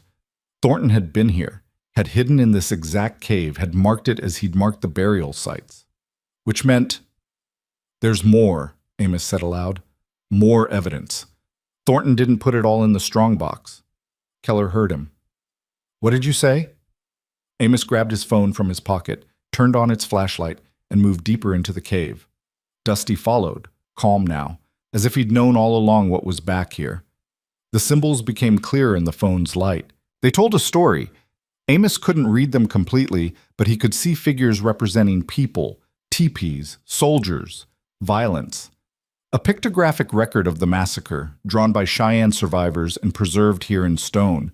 And beneath the symbols, tucked into a crevice in the rock, was another oilcloth bundle. Amos pulled it out with trembling hands. Inside were more papers, more maps, more evidence, but also photographs. Actual photographs, primitive but unmistakable, showing bodies lying in snow, burned teepees, soldiers posing with looted goods. My God, Amos breathed. He documented everything. What did you find? Keller's voice was sharp now, edged with panic. Amos turned back toward the cave mouth, holding up the photographs. Proof. Visual proof that even your experts can't explain away. Sullivan's men were photographed at the massacre site. Their faces are visible. Their uniforms are identifiable. He heard cursing outside, heard Keller giving orders. The men were going to rush the cave, Amos realized. They couldn't let this evidence survive. But before they could move, a new sound echoed across the plateau. Sirens. Multiple sirens, growing louder. Amos moved back to the cave mouth and looked out. Down in the valley, emergency vehicles were streaming onto his property. Sheriff's cruisers, state police, even what looked like FBI tactical vehicles. A helicopter appeared over the ridge, circling low. Keller's men looked at each other, then at their leader. One of them spoke into a radio. Keller listened, his face going pale. What happened? Amos called out. Keller didn't answer. He was backing away now toward the ravine, his men following. They were retreating. Amos stayed where he was, not trusting it, waiting for the other shoe to drop. But the men kept retreating, kept running, until they disappeared back down into the ravine. 5 minutes later, state police officers appeared on the plateau, weapons drawn. Amos Hale? One of them called out. That's me, Amos answered, stepping out of the cave with his hands raised, the bundle of photographs tucked under one arm. The shooting's over. The men who attacked us fled back toward the road. The officers secured the area quickly and professionally. One of them approached Amos, lowering his weapon. Sir, are you injured? No, but my house is burning, and there are 2 people down there, a journalist and Sheriff Walters, who need help. They're safe. They made it to the cruiser and called for backup. That's why we're here. The officer looked at Dusty, who had emerged from the cave to stand beside Amos. That your horse? Yeah, he saved my life. Hell of an animal.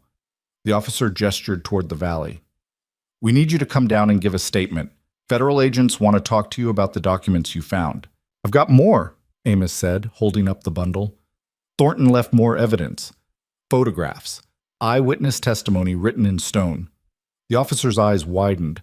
We're going to need to secure this entire area. Good, because there are 11 mass graves on my property. They all need to be documented, protected, given the respect they should have received 150 years ago. The officer nodded slowly. Come on, let's get you somewhere safe. Amos led Dusty down off the plateau, surrounded by police officers, feeling like he was walking through a dream. The adrenaline was fading now, leaving behind exhaustion and a strange sense of unreality. At the base of the ridge, he found Rebecca and Walters standing beside an ambulance. Rebecca had a bandage on her arm, grazed by a bullet, but otherwise looked unhurt. Walters was giving a statement to a man in an FBI windbreaker. When Rebecca saw Amos, she ran over and hugged him. You're alive. Thank God you're alive. Barely. What happened? Why did they run? Your emails, Rebecca said, pulling back with a grin. One of them went to an independent news network with no corporate ties. They published the story 30 minutes ago. It's already going viral.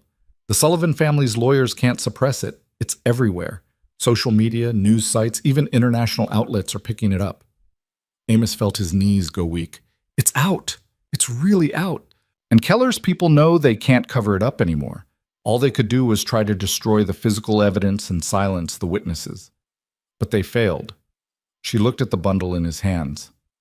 What's that? More evidence. The final pieces. He handed it to her carefully. Photographs of the massacre, survivor testimony carved in stone. Everything Thornton gathered before they killed him. Rebecca took the bundle with something like reverence. This is going to change everything. It already has, said the FBI agent, approaching them. He was a serious-looking man in his 40s with short gray hair and the bearing of someone who'd spent time in the military. I'm Special Agent Marcus Freeman. Mr. Hale, we have a lot to talk about. But first, I need to know, are you and these documents safe here, or do we need to move you to a secure location? Amos looked around at the chaos of his property. His house was a smoking ruin. His barn had bullet holes in it, but the land itself, the graves, the cave, the evidence, was intact. The documents need protection, he said, but I'm not leaving. This is my land. These are my people now, the ones buried here. I owe it to them to see this through. Freeman studied him for a moment, then nodded. Understood. We'll set up a security perimeter. No one gets on or off this property without authorization. He looked at Walters. Sheriff, your department will coordinate with us on scene security. Understood, Walters said. He clapped Amos on the shoulder. You did good, Amos. Scared the hell out of me, but you did good. Amos managed a tired smile. Thanks for not arresting me. Day's not over yet. As the authorities organized and Rebecca began photographing the new evidence, Amos led Dusty to what was left of the barn. The structure was damaged, but still standing. He got the horse water and what food he could salvage, then just stood there with his hand on Dusty's neck. You knew, he said quietly. You knew exactly where everything was. The graves, the cave, all of it. How? Dusty turned his head and regarded Amos with those impossibly knowing eyes, and for just a moment Amos could have sworn he saw someone else looking back at him. Someone in a cavalry uniform, wearing captain's bars, with Thornton's spidery signature, and desperate hope burning in their gaze. Then the moment passed, and it was just a horse again. Just Dusty. But Amos knew better now.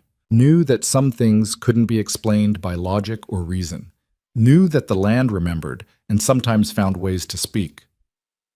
Thank you, Amos whispered, for choosing me, for trusting me, for giving me a chance to matter. Dusty leaned into his touch, warm and solid and real, and together they stood in the ruins of the old life, waiting for whatever the new one would bring. The excavation began 3 days later. Federal agents had cordoned off Amos's entire property, transforming it into what they called an active investigation site. White tents appeared overnight, covering the grave locations Dusty had marked. Forensic anthropologists arrived with ground-penetrating radar and careful hands, their faces grim as they began the delicate work of exhuming remains that had waited over a century for acknowledgement. Amos watched from a distance, sitting on an overturned water trough beside the damaged barn. Dusty stood next to him, the horse's presence a steady comfort in the surreal landscape his ranch had become. News vans lined the road beyond the police barriers, their satellite dishes pointed skyward like strange mechanical flowers. Reporters shouted questions that the wind carried away unanswered. Rebecca approached, picking her way through the mud left by yesterday's rain. She'd barely left the property since the shooting, documenting everything with a journalist's thoroughness and a historian's reverence. "They've confirmed the first site," she said quietly, sitting beside him. "Remains of 14 individuals. Men, women, children. Exactly where your horse indicated." "Dusty," Amos corrected. "His name is Dusty." "Right, sorry." She looked at the horse with an expression somewhere between wonder and unease. "The forensic team is baffled. They keep asking how you knew where to look. I've been telling them you found Thornton's maps, but those maps were general at best. The precision of the grave locations can't be explained," Amos finished. "I know." They sat in silence for a moment, watching the careful excavation work.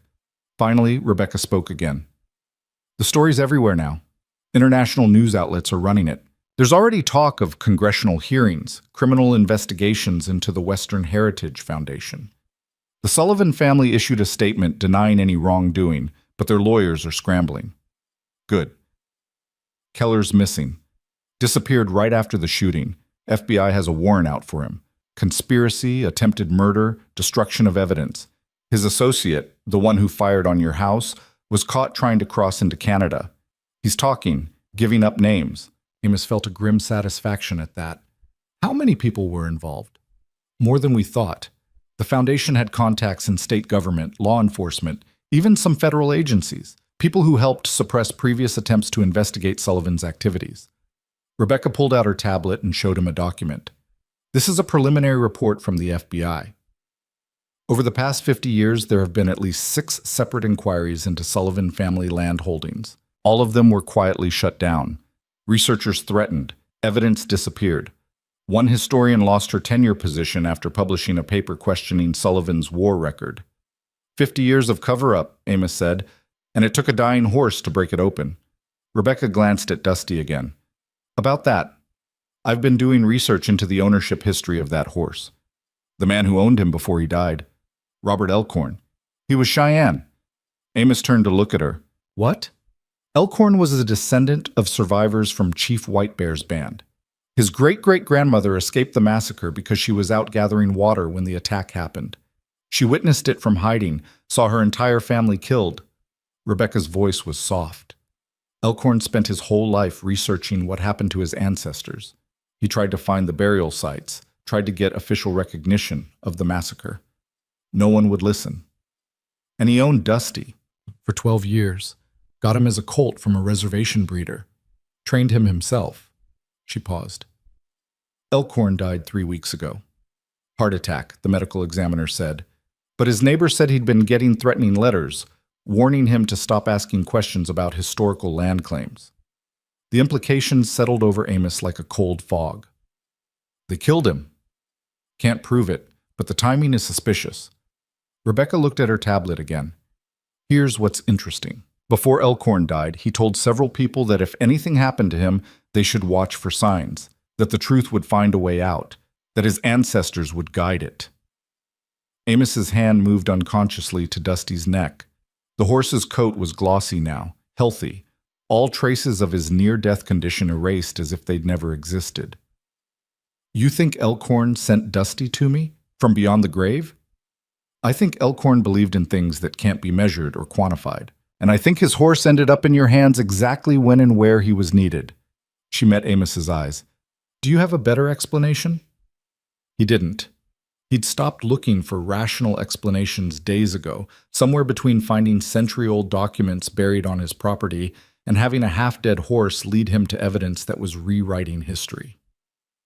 Agent Freeman appeared from one of the excavation tents, his expression grave. He walked over to where they sat.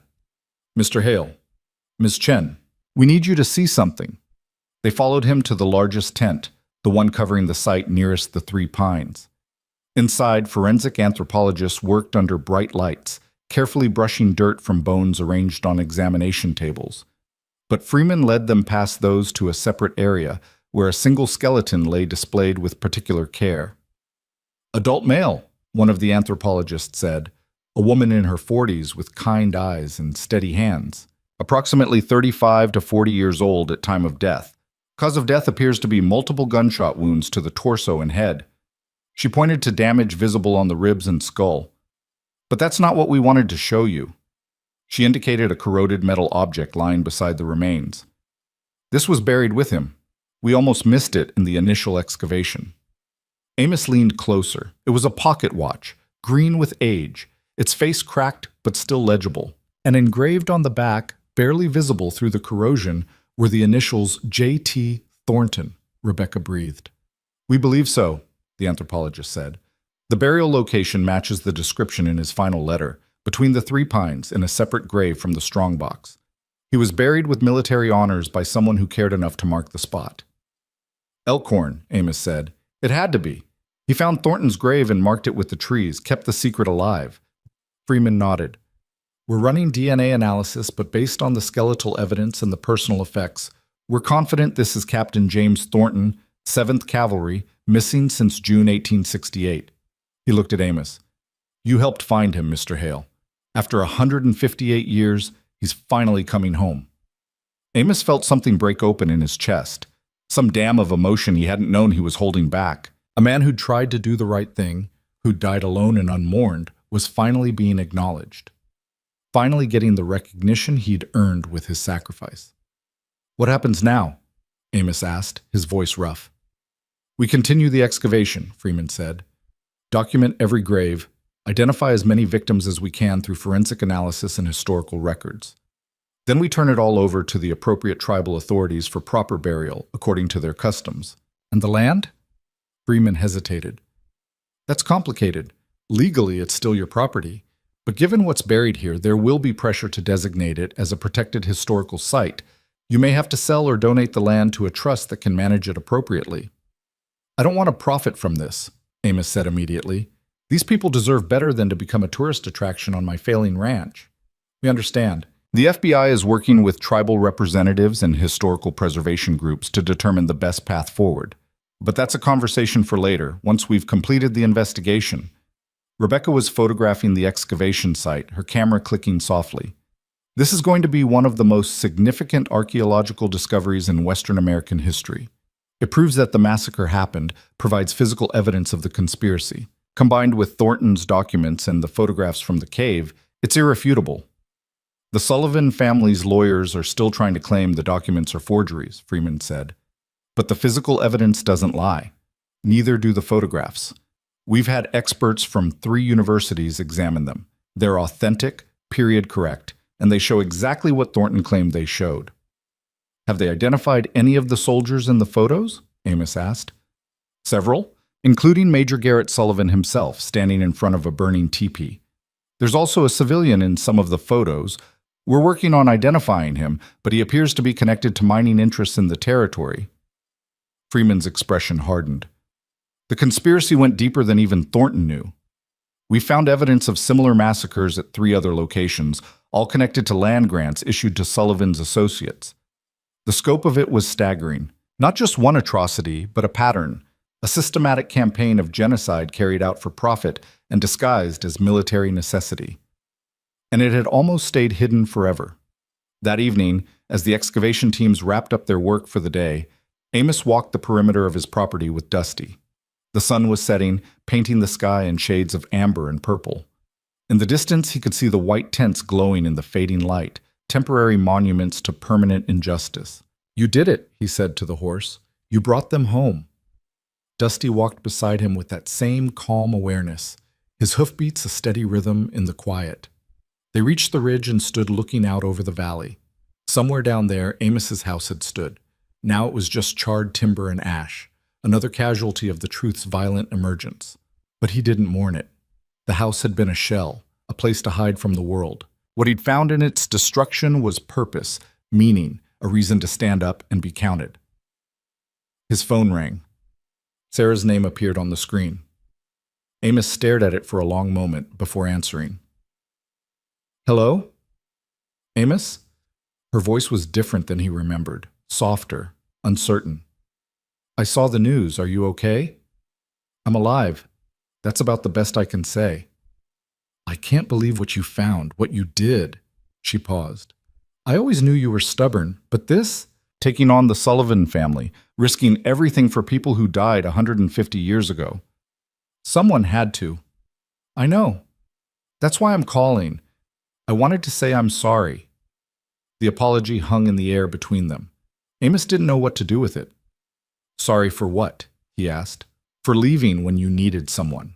For giving up on the ranch, on us. I was tired of fighting, tired of losing. But what you did, standing up when it mattered, even when it was dangerous, that's who you always were. I just couldn't see it anymore. Sarah, I'm not asking to come back. I just wanted you to know that I'm proud of you. That maybe I didn't understand what you were fighting for back then, but I understand now. Amos felt tears burning in his eyes. Thank you. That means more than you know. They talked for a few more minutes, carefully navigating the wreckage of their shared past. When they hung up, Amos felt lighter somehow, as if a weight he'd been carrying for 6 years had finally been set down. Dusty nudged his shoulder gently, and Amos managed to laugh. You're right, boy. Can't live in the past. Too much present to deal with. Over the next week, the excavation continued. Each grave yielded its terrible harvest, bones that told stories of violence and suffering, personal effects that spoke of lives interrupted. The forensic team worked with tribal representatives to document everything, ensuring that the victims' stories would be told with dignity and respect. Rebecca's articles appeared daily, each one adding new details to the unfolding narrative. The public response was overwhelming. Vigils were held across the country for the massacre victims. Calls for justice grew louder. Politicians who'd previously been silent suddenly found their voices, demanding investigations and reforms. And the Sullivan family's empire began to crack. A forensic accountant traced the family's wealth back to those original land grants, all obtained through fraud and murder. Modern corporate entities connected to the Sullivan Trust scrambled to distance themselves from the scandal. Stock prices fell. Lawsuits mounted. The foundation of lies and blood that 3 generations had built their fortune on was finally crumbling. Keller was found in Mexico, arrested trying to board a flight to Brazil. He was extradited and charged with conspiracy to commit murder, among other crimes. His testimony, given in exchange for a reduced sentence, revealed the full scope of the cover-up. Names of politicians, judges, law enforcement officials, all people who'd taken Sullivan money to look the other way or actively suppress the truth. The scandal consumed 3 state governments and reached into federal agencies. Careers ended. Criminal charges were filed. The system that had protected the Sullivan legacy for over a century was being dismantled piece by piece. Through it all, Amos stayed on his property, living in a FEMA trailer the government had provided while his insurance claim processed. He gave interviews sparingly, always deflecting credit, always pointing people toward Thornton's sacrifice and the victims who deserved to be remembered. But the media loved him anyway. The broke rancher who'd risked everything for justice. The man who'd bought a dying horse and ended up uncovering one of American history's darkest secrets. They wanted to make him a hero, wanted to paint him as larger than life. Amos hated it. He wasn't a hero. He was just a man who'd stumbled into something bigger than himself and decided not to run away. The real hero, he knew, was standing in the barn eating hay and watching the world with knowing eyes. A month after the excavation began, Agent Freeman called Amos to one of the tents. Inside, Rebecca was already there, along with a woman Amos didn't recognize, Native American, in her 60s, with silver hair and a face that had seen its share of grief. "Mr. Hale," Freeman said, "this is Margaret White Bear. She's a descendant of Chief White Bear, whose band was massacred here in 1867. Margaret extended her hand and Amos shook it carefully. Her grip was firm, her eyes direct. "Thank you," she said simply, "for bringing my ancestors home." "I didn't do much," Amos said. "The horse did most of the work." A small smile touched her lips. "Robert Elkhorn's horse." "Yes, I heard. Robert was my cousin. He spent his whole life trying to prove what happened to our people. The world wouldn't listen to him, but it listened to you. I'm sorry it took so long. So am I. But the truth has its own timing." She looked around the tent at the careful documentation, the respectful handling of remains. "We're planning a burial ceremony, traditional rites on land that will be permanently protected. We'd like you to be there." "Of course, whatever you need. And we'd like to honor the horse," Margaret added. In our tradition, animals can be spirit guides, messengers between the living and the dead. Robert believed that. He trained Dusty according to the old ways, taught him the paths across this land, showed him the places that mattered. When Robert died, I think he asked Dusty to finish what he'd started. Amos thought about the way Dusty had known where every grave was, how he'd led Amos to the cave, how he'd seemed to understand things no horse should understand. I think you're right, he said quietly. Margaret nodded. Then Dusty should be honored as well, as the one who carried the truth across the barrier between past and present. The burial ceremony took place on a cold morning in late November, almost exactly 159 years after the massacre. The entire excavation site had been prepared according to tribal customs, blessed by elders and marked with traditional symbols. The remains had been carefully arranged for reburial in a mass grave that would become a permanent memorial. Hundreds of people attended, tribal members from across the country, historians and archaeologists who'd worked the site, journalists covering the story, and ordinary citizens who'd been moved by the revelation. They stood in respectful silence as prayers were offered and songs were sung in languages that predated the nation itself. Amos stood near the back with Dusty beside him. Someone had braided ribbons into the horse's mane, traditional Cheyenne colors, Margaret had explained. Dusty wore them with patient dignity, as if he understood the solemnity of the occasion. Captain Thornton's remains were buried alongside those he'd tried to protect, his pocket watch placed on his chest. A marker was erected bearing his name and a simple inscription, "He tried to do what was right." When the ceremony concluded and the crowd began to disperse, Margaret approached Amos once more. "The tribal council has made a decision about the land," she said. "We're purchasing it from you at a fair price, enough to clear your debts and give you a fresh start. The land will become a protected memorial site, managed jointly by the tribe and a coalition of historical preservation groups." Amos felt relief wash over him. That's exactly what should happen. "We also want to establish a scholarship fund in Robert Elkhorn's name for Native students studying history and archaeology. We'd like you to serve on the board, if you're willing." "I'd be honored," she smiled. "Good. And one more thing." She handed him an envelope. "This is from Robert's estate. His lawyer found it in his papers, addressed to whoever owned Dusty next. Robert wrote it 2 days before he died." Amos opened the envelope with shaking hands. Inside was a handwritten letter in neat, precise script. "To Dusty's new owner. If you're reading this, I'm gone. And if Dusty has come to you, it's because the spirits have chosen you for a purpose. I trained this horse on sacred ground, taught him the paths our ancestors walked, showed him where our people fell. I did this because I knew my time was running short, and the truth was still buried. I couldn't find it alone. But I still believe, that the land remembers, and that those who listen can hear it speaking. Dusty is more than a horse. He carries the memory of my people, the hope of justice too long delayed. If he has led you to dark truths, don't turn away from them. If he has shown you graves, honor them. If he has made you brave when you wanted to be safe, trust that courage. The Sullivan family and their allies tried to erase us from history. They murdered our ancestors and buried the evidence, thinking it would stay hidden forever. But truth is patient. It waits for the right moment, the right person, the right catalyst. Thank you for being that person. Thank you for listening to what Dusty had to show you. Thank you for having the courage to act. My people have a saying, the land is not empty. It holds the stories of all who walked it. You've helped those stories be heard. That's a gift beyond measure. Take care of Dusty.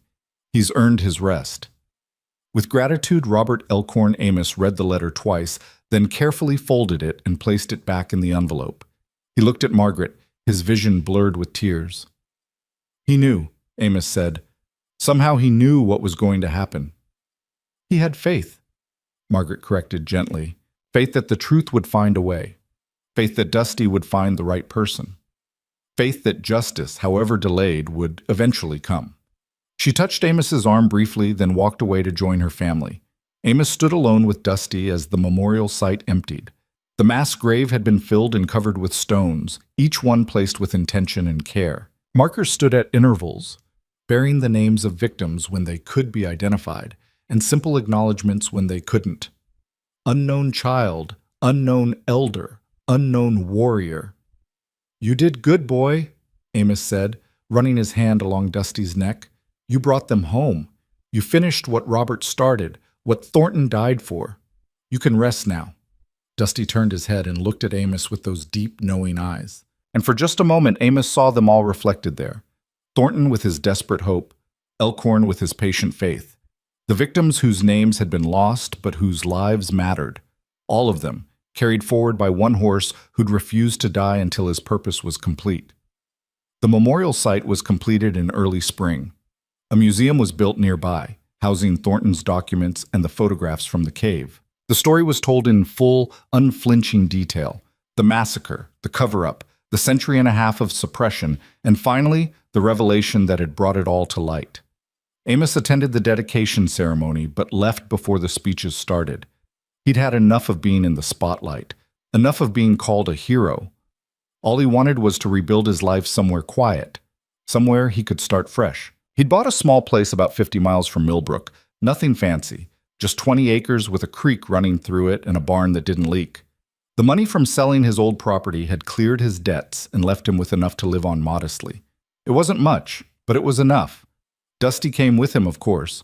The horse had recovered completely from his near-death condition at the auction. He was healthy, strong, moved without any trace of the limp that had plagued him when Amos first bought him. It was as if fulfilling his purpose had healed him, body and soul. They settled into a quiet routine. Amos did odd jobs around the area, ranch work, repairs, anything to keep busy and earn a little extra money. Dusty grazed in the pasture, occasionally wandering over to check on Amos like a concerned friend. Rebecca visited sometimes, bringing updates on the ongoing legal battles. The Sullivan family trust had been dissolved, its assets seized to pay restitution to victims' descendants. Several high-profile convictions had come down. Keller got 15 years. The man who'd shot at the house got 20. Other names were still working their way through the system. "You changed the world," Rebecca told him during one visit. "You know that, right? Laws have been rewritten because of what you uncovered. Historical preservation standards have been strengthened. There's talk of a federal commission to investigate other potential cover-ups of historical atrocities." "I bought a horse," Amos said. "That's all I did." "You bought a horse that nobody else wanted and listened to what he had to say. That's not nothing, Amos." He supposed she was right, but it still felt strange to take credit for something that had felt, at every step, like he was being guided rather than leading. One warm afternoon in June, almost exactly a year after the auction, Amos was repairing a fence line when Dusty appeared at his side. The horse had been grazing at the far end of the pasture, but now he stood close, his breath warm against Amos's arm. "What is it, boy?" Amos asked. Dusty nudged him gently, then started walking toward the barn. Amos followed, confused. When they reached the barn, Dusty walked inside and stood in his favorite stall, the one with the window that looked out over the creek. And then, slowly, deliberately, the horse lay down. Horses didn't lie down often. When they did, it usually meant something was wrong. Amos's heart clenched with sudden fear. "Dusty, you okay?" But the horse just looked at him with those calm, knowing eyes. And Amos understood. He sat down beside Dusty, placed his hand on the horse's neck, and felt the heartbeat beneath. Strong, steady, but somehow complete. Like a book closing, like a journey ending at exactly the right place. "You're done," Amos said softly. "Your work is finished." Dusty exhaled, a long, peaceful breath. His eyes never left Amos's face. "Thank you," Amos whispered, tears streaming down his face. "Thank you for choosing me. Thank you for making me brave. Thank you for showing me that even broken things can matter, can make a difference." The horse's breathing slowed, became shallow. But there was no distress in his eyes, no fear, just peace and perhaps relief. The burden he'd carried, across time, across the boundary between life and death, across the gulf between past and present, had finally been set down. Amos stayed with him as the sun moved across the sky, as shadows lengthened and the day grew cool. He talked to Dusty about everything and nothing, about the memorial, about the lives that had been changed, about the justice that had finally been served. And sometime just before sunset, with Amos's hand still resting on his neck and soft words still flowing, Dusty took one last breath and was still. Amos sat there in the gathering darkness, his hand on the horse that had saved him, and wept. Not from grief exactly, but from gratitude. from awe at having been part of something so much larger than himself, from the humbling knowledge that he'd been chosen as an instrument of justice by forces he'd never fully understand. He buried Dusty on a hillside overlooking the creek, in a spot where the morning sun would always touch. He placed a marker there with a simple inscription: Dusty, a horse who remembered when the world forgot. And beneath that, in smaller letters, he carried the truth home. The wind moved through the grass around the grave, sounding almost like whispered voices. Thornton and Elkhorn and all those unnamed dead, finally at peace. The land remembered, Amos thought, and now, thanks to one impossible horse and one desperate man, the world would remember too. He stood by the grave until full dark, then walked back to his small house, carrying the weight of all that had happened and all that it meant. Tomorrow, he would call Margaret and tell her what had happened. Tomorrow, there would be grief and ceremony and proper honoring of the horse who changed everything. But tonight, Amos just sat on his porch and looked up at the stars, feeling the presence of everyone who'd played a part in this impossible story. And he felt, for the first time in longer than he could remember, that his life had meant something, that he had mattered, all because he'd made one irrational decision on one desperate day, to buy a dying horse when he had nothing left to lose. It turned out he'd had everything left to gain. The funeral for Dusty drew more people than Amos expected. Margaret White Bear came with a contingent of tribal elders carrying sage and sweetgrass for the blessing ceremony. Rebecca drove up from Denver with a photographer who'd been documenting the entire story. Sheriff Walters arrived in his personal truck, hat in hand. Even Agent Freeman made the trip, taking a rare day off from the ongoing prosecutions to pay his respects to the horse that had made it all possible. They gathered on the hillside as the sun climbed over the eastern ridge, painting the world in shades of gold and amber. Margaret led the ceremony, her voice strong and clear as she spoke words in Cheyenne that Amos didn't understand but felt in his bones. The elders circled Dusty's grave, trailing smoke from the burning sage, blessing the ground and the spirit that had inhabited the remarkable animal buried beneath. In our tradition, Margaret said, switching to English so everyone could understand, we believe that some spirits take animal form to complete unfinished work. Dusty carried the memories of our ancestors, the hopes of Robert Elkhorn, the courage of Captain Thornton. He was a bridge between worlds, a messenger between the living and the dead. She turned to look at Amos directly. And he chose you, Amos Hale, to be his partner in this sacred work. That was not chance. That was destiny, recognizing readiness. Amos felt his throat tighten. He'd never believed in destiny before, had always thought life was just random chaos, occasionally interrupted by human choice. But standing there, looking at the grave of a horse who'd done impossible things, he found his old certainties crumbling. I was nobody, he said quietly. Broken. Failing. I had nothing to offer. You had compassion, Margaret replied. You saw a suffering creature and chose mercy over practicality. That single choice opened a door that had been locked for over a century. Never underestimate the power of a compassionate heart, Amos. It changes the world more often than strength or wealth ever could. The ceremony continued for another hour. Songs were sung, prayers offered, stories told about Robert Elkhorn and his lifelong quest for justice. When it ended, people lingered, reluctant to leave the sacred space that had formed around Dusty's grave. Rebecca approached Amos as the crowd began to thin. I finished the book, she said. My publisher wants to release it this fall. I brought you the dedication page. She handed him a printed sheet. Amos read, For Captain James Thornton, who died trying to tell the truth. For Robert Elkhorn, who never stopped believing it could be found. For Dusty, who carried it home. And for Amos Hale, who had the courage to listen. I don't need to be in there, Amos said, trying to hand it back. Yes, you do. Because people need to know that ordinary people can do extraordinary things. That broken doesn't mean useless. That the world changes because individuals decide to stand up when it matters. She pushed the paper back into his hands. You're part of this story, Amos. Own it. After everyone left, Amos sat alone by the grave as the day faded into evening. He'd brought a folding chair and a thermos of coffee, planning to keep vigil the way he'd done when Dusty was alive and suffering those first few nights in the barn.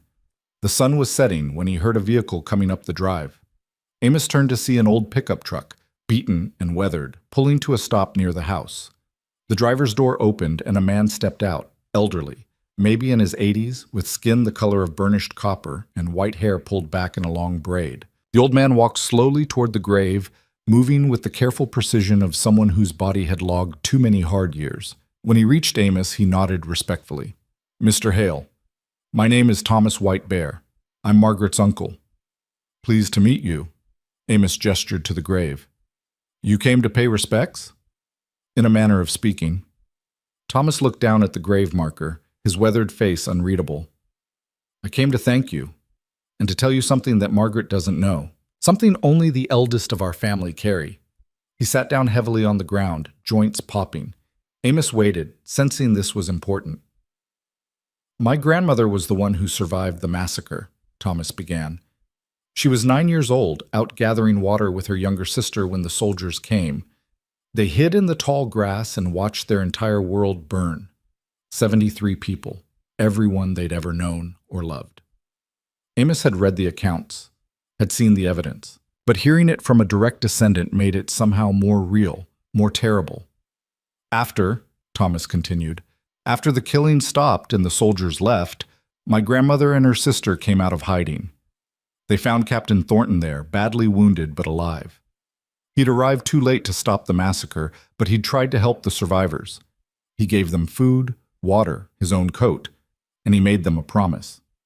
Thomas's eyes grew distant, looking at something only he could see. "He promised he would tell the truth, that he would make sure the world knew what had been done. He told my grandmother to run, to find other bands, to survive, and he said that one day, somehow, justice would come, even if it took 100 years, even if it took a miracle." "He kept his promise," Amos said quietly, "as much as he could." "He did. And when he failed, when they killed him and buried the evidence, the promise didn't die. My grandmother passed it to her children, who passed it to theirs. We kept the story alive in our family, even when the world wouldn't listen. Robert Elkhorn was my cousin's son. He inherited that promise and spent his life trying to fulfill it." Thomas turned to look at Amos directly.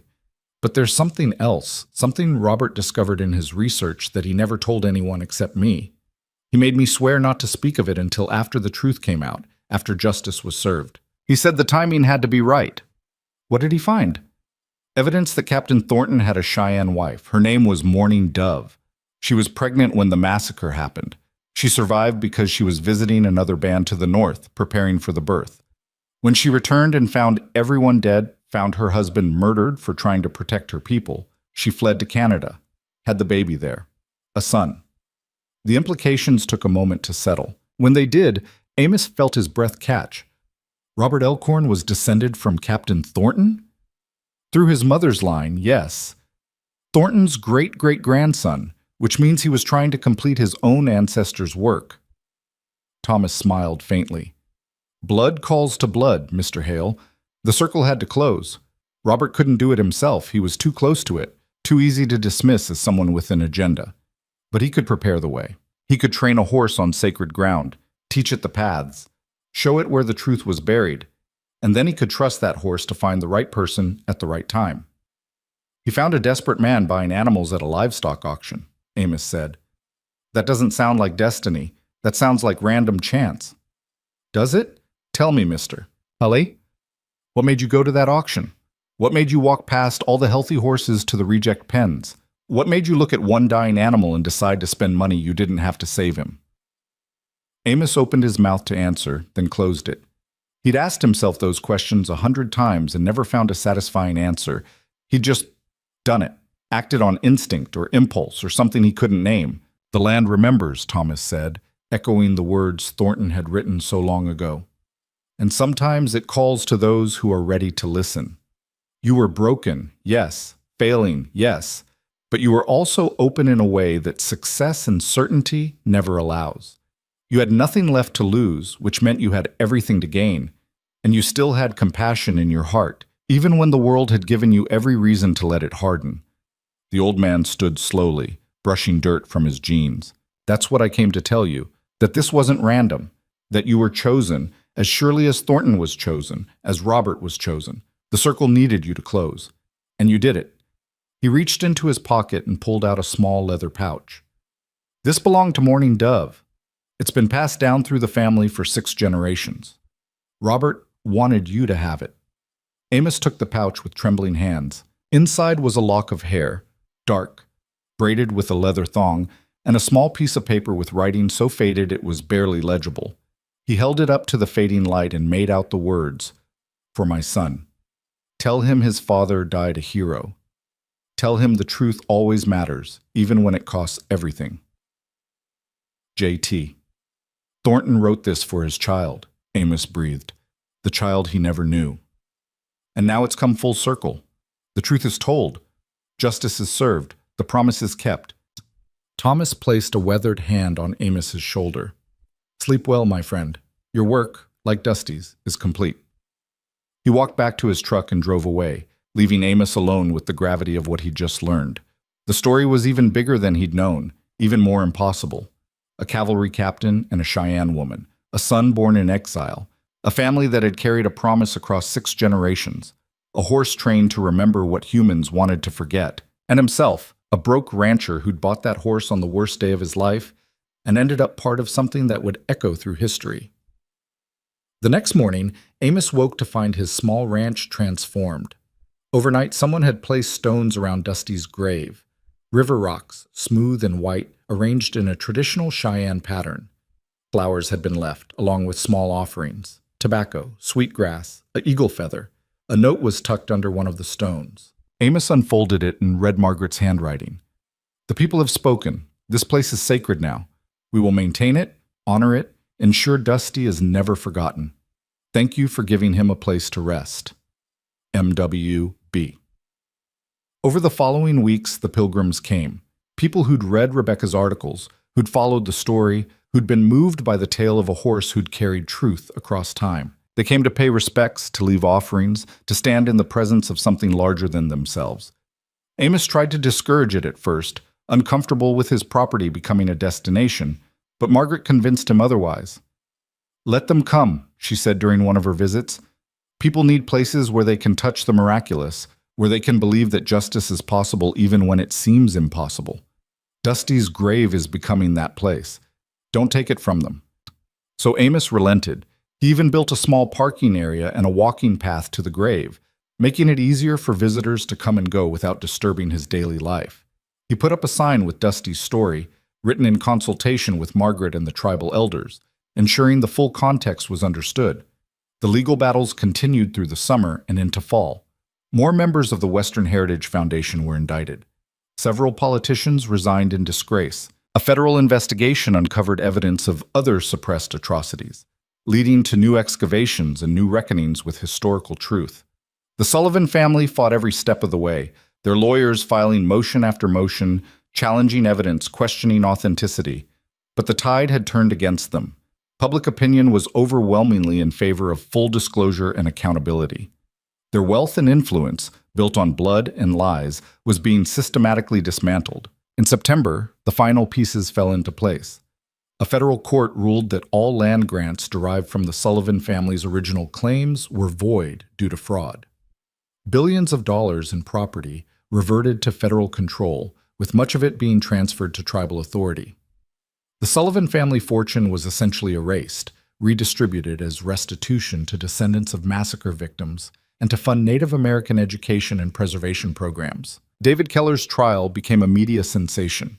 In his desperation to avoid a life sentence, he testified about everything: the threats, the bribes, the systematic suppression of historical evidence. His testimony brought down 2 senators, a federal judge, and the head of a major mining corporation. The corruption went deeper than anyone had imagined, tentacles reaching into institutions that were supposed to be above such things. Rebecca covered it all, her articles appearing in major publications around the world. Her book, when it was released in October, became an instant bestseller. The dedication page that Amos had tried to refuse was read by millions, many of whom wrote to him, thanking him for his courage, sharing their own stories of standing up against impossible odds. Amos read every letter. He answered as many as he could, always deflecting credit, always pointing people toward the real heroes: Thornton, Elkhorn, the massacre victims whose names had been lost but whose lives had mattered. But the letter that moved him most came in November, postmarked from Montana. It was from Sarah. Dear Amos, I've been following everything in the news. I read Rebecca's book. I saw the interviews. And I finally understand what I never understood when we were together. That you were always fighting for something bigger than yourself, even when I couldn't see it. I blamed you for holding on to the ranch when it was clearly failing. I thought you were being stubborn, refusing to accept reality. But now I see you were being faithful to the land, to the legacy your family built, to something you couldn't articulate but felt deeply. That faithfulness saved those people, Amos, the ones buried on your property. If you'd given up, if you'd sold the ranch to developers or mining companies, they might have stayed buried forever. But you held on, even when it cost you everything, even when it cost you me. I'm not asking to come back. That ship has sailed, and we both know it, but I wanted you to know that I'm proud of who you are and what you did. I'm proud I was married to you, even if I wasn't strong enough to stay. You were always better than you knew, Amos. I hope you know it now. With love and respect, Sarah Amos folded the letter carefully and placed it in a box with other precious things. Thornton's final message to his son, Robert Elkhorn's letter about Dusty, photographs of the excavation, and the memorial. These were his treasures now, worth more than any amount of gold. Winter came early that year, covering the landscape in snow by Thanksgiving. Amos spent the holiday alone, as he'd spent so many holidays before. But alone didn't feel lonely anymore. He'd found purpose, meaning, connection to something that stretched back through time and forward into the future. On Christmas Eve, he walked out to Dusty's grave through fresh snow. Someone had been there before him. Fresh flowers lay on the stones, and a new note was pinned beneath them. Amos read it by flashlight. My daughter was studying history in school. She asked why bad people often win and good people often lose. I told her about Captain Thornton, about Robert Elkhorn, about a horse named Dusty and a man named Amos. I told her that good doesn't always win, but it never stops fighting. Thank you for teaching me how to answer that question. A grateful parent. Amos stood in the falling snow, reading those words over and over. This was the legacy, he realized, not fame or fortune, but the ripples spreading outward from one act of compassion, from one choice to do the right thing, even when it was hard. He stayed there until the cold drove him back inside, his footprints the only marks in the pristine snow. The new year brought new developments. The memorial site on Amos's old property was completed, a tasteful structure that balanced education with reverence. School groups began visiting, learning the true history that had been suppressed for so long. Descendants of massacre victims came from across the country to pay respects to ancestors they'd only known through stories. And something unexpected happened. The story of Dusty began to spread beyond the specific historical context, becoming something larger. People started sharing their own stories of animals who'd seemed to know things, who'd appeared at crucial moments, who'd guided them through darkness. The stories came from every culture, every tradition, every corner of the world. A woman in Japan wrote about a cat that had led rescuers to her elderly mother after an earthquake. A man in Brazil told of a dog that had alerted his family to a gas leak hours before it would have killed them. A child in Kenya described a bird that had guided her back to her village when she was lost. The letters poured in, hundreds of them, all variations on the same theme. Animals as messengers, as bridges between worlds, as carriers of wisdom humans had forgotten how to access. Rebecca wrote an article about the phenomenon, tracing it back to indigenous traditions that had always known what modern society had dismissed as superstition. Maybe, she wrote, we're finally remembering what we never should have forgotten, that we're not separate from nature, but part of it, and that part of nature sometimes speaks to us, if we're willing to listen. By spring, Amos had settled into a new rhythm. He worked his small ranch, tended his land, welcomed the occasional visitor who wanted to pay respects at Dusty's grave. He served on the board of the Robert Elkhorn Memorial Scholarship Fund, helping select recipients who would carry forward the work of historical preservation and truth-telling. He'd rebuilt his life, but it was different now, lighter, more purposeful. He still had debts, not financial anymore, but moral ones. Debts to those who'd trusted him with their truth, who'd believed he would see it through. In April, Margaret called with news. We're planning a one-year memorial ceremony at the massacre site. We'd like you to speak. I'm not good at public speaking, Amos said. You don't have to be eloquent, just honest. Tell people what this journey has meant to you, how it changed you. He agreed, though the prospect terrified him. Standing in front of crowds, being the center of attention, these were things he'd never been comfortable with. But he owed it to Dusty, to Thornton, to everyone who'd played a part in this impossible story. The ceremony was held on a warm Saturday in late April, almost exactly 2 years after Amos had bought Dusty at that auction. Thousands attended, filling the memorial grounds and spilling out into the surrounding area. News cameras recorded everything. The governor was there, along with several members of Congress, tribal leaders from dozens of nations, and ordinary citizens who'd been moved by the story. When Amos's turn came to speak, he walked to the podium on shaking legs. He looked out at the sea of faces and felt his mind go blank. All the words he'd prepared evaporated. Then he saw it. At the very back of the crowd, standing alone near the tree line, was a bay horse. Just for a moment, the horse turned its head, met Amos's eyes across the distance, then melted back into the shadows. Amos blinked. The horse was gone. Had it even been there? Or had he imagined it, conjured it from hope and memory? It didn't matter. He knew what to say now. 2 years ago, he began, his voice rough but steady. I went to a livestock auction with nothing. No money. No hope. No reason to believe my life would ever be anything but a slow decline into obscurity and failure. He paused, gathering his thoughts. I saw a dying horse in a reject pen. Logic said walk away. Common sense said I couldn't afford it. Every practical instinct I had said that buying that horse would be the stupidest thing I could do. A few people in the crowd chuckled, understanding. But I bought him anyway, because when I looked in his eyes, I saw something I'd forgotten existed. I saw dignity. I saw refusal to give up, even when giving up would have been easier. I saw myself, or at least who I wanted to be. Amos looked down at the grave markers spread across the memorial site. 73 stones, each one bearing a name or simply the word unknown. That horse, Dusty, led me to these people, to their truth, to their story. He did what seemed impossible, what logic said couldn't happen, and because he did, justice finally came. After 158 years, these victims finally got the recognition they deserved. The conspiracy that killed them finally got exposed. The lies that covered it up finally got torn down. He looked back up at the crowd. People asked me how it happened, how a horse could know where graves were buried, how he could lead me to evidence, how any of it makes sense. I don't have an answer that'll satisfy skeptics, but I know what I experienced. I know that sometimes the impossible happens. Sometimes broken things heal. Sometimes lost truths get found. Sometimes justice, however delayed, eventually comes. His voice grew stronger. And I know that it starts with compassion. With one person looking at suffering and deciding to act, even when action seems pointless, even when it costs everything, even when no one else is watching. Amos gripped the podium. Captain Thornton showed compassion to people he was supposed to help conquer. It cost him his life. Robert Elkhorn showed compassion to ancestors he never knew. It cost him decades of frustration and dismissal. And Dusty, his voice broke. Dusty showed compassion to a broke rancher at the end of his rope. It cost him the last of his strength. Tears streamed down his face now, but he didn't wipe them away. But their compassion changed the world. It tore down an empire built on blood. It gave voice to the voiceless.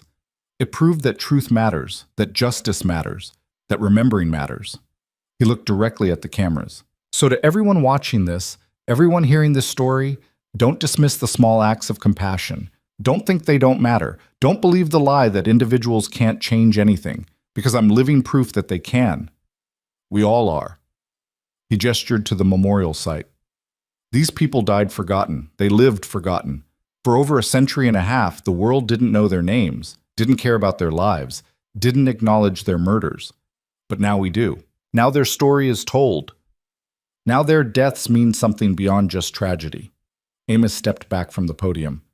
I was nobody. I'm still nobody, really. But I was in the right place at the right time with the right choice in front of me. And I made it. That's all any of us can do. Make the right choice when it's offered, even when it's hard. Especially when it's hard. He paused, then added quietly, Thank you, Dusty, for everything. I hope you're at peace. The crowd stood in silence for a long moment. Then someone started clapping. Others joined. Within seconds, the applause was thunderous. rolling across the memorial grounds like a physical force. Amos walked away from the podium, overwhelmed. Margaret met him at the bottom of the steps and hugged him tightly. "That was perfect," she said. "Exactly what needed to be said." The rest of the ceremony passed in a blur. More speeches, more songs, more tears and remembrance. When it finally ended and the crowds dispersed, Amos found himself alone at the memorial, just as he'd been alone at Dusty's grave so many times before. He walked among the markers, reading names when they were known, acknowledging the unknowns with equal reverence. These were his people now, in a way. Not by blood, but by circumstance and choice, and the strange alchemy that had bound his fate to theirs. "I kept the promise," he said to them, to Thornton, to Elkhorn, to Dusty, to all the voices that had guided him here. "I kept it the best I could." The wind moved through the memorial grounds, rustling the flags and prayer ties that people had left. It sounded almost like whispered agreement, like acknowledgement, like peace. Amos stayed until the sun set, until the shadows grew long and the air turned cool. Then he walked back to his truck and drove home to his small ranch, to his quiet life, to the future he'd earned through courage he hadn't known he possessed. 3 years later, on a morning in early June, Amos woke to find a letter in his mailbox with no return address. Inside was a single photograph, old, sepia-toned, showing a man in a cavalry uniform standing beside a Cheyenne woman. They were holding hands. Both were smiling. On the back, in handwriting Amos had learned to recognize, was written, "Captain James Thornton and Morning Dove, June 1867. The only photo of them together. Thought you should have it. TWB." Amos stared at the photograph for a long time. Thornton looked young, idealistic, full of hope. Morning Dove looked strong, beautiful, radiant with love. They had no idea what was coming, what would be torn away from them, what legacy of pain and justice and redemption their brief union would create. He framed the photograph and hung it in his living room, where it caught the morning light. Every day after that, he'd pause in front of it, looking at those two young people from another time, and he'd remember. He'd remember that love crosses boundaries that hate tries to enforce, that truth survives even when buried, that justice, however delayed, can still arrive, and that sometimes miracles happen in the form of a dying horse in a reject pen at a livestock auction, waiting for one person to see past the suffering to the purpose beneath. Amos Hale had been that person, and it had changed everything. The land remembered, the people remembered. The story was told and would continue being told, generation after generation, a testament to courage and compassion and the impossible power of doing what's right. And somewhere, in whatever place spirits go when their work is done, Amos liked to think that Thornton and Morning Dove were reunited, that Elkhorn finally rested easy, and that a horse named Dusty ran free across endless grasslands, carrying no burden but joy. The circle was closed. The promise was kept. And the world, however slightly, was better for it. That was enough. That was everything.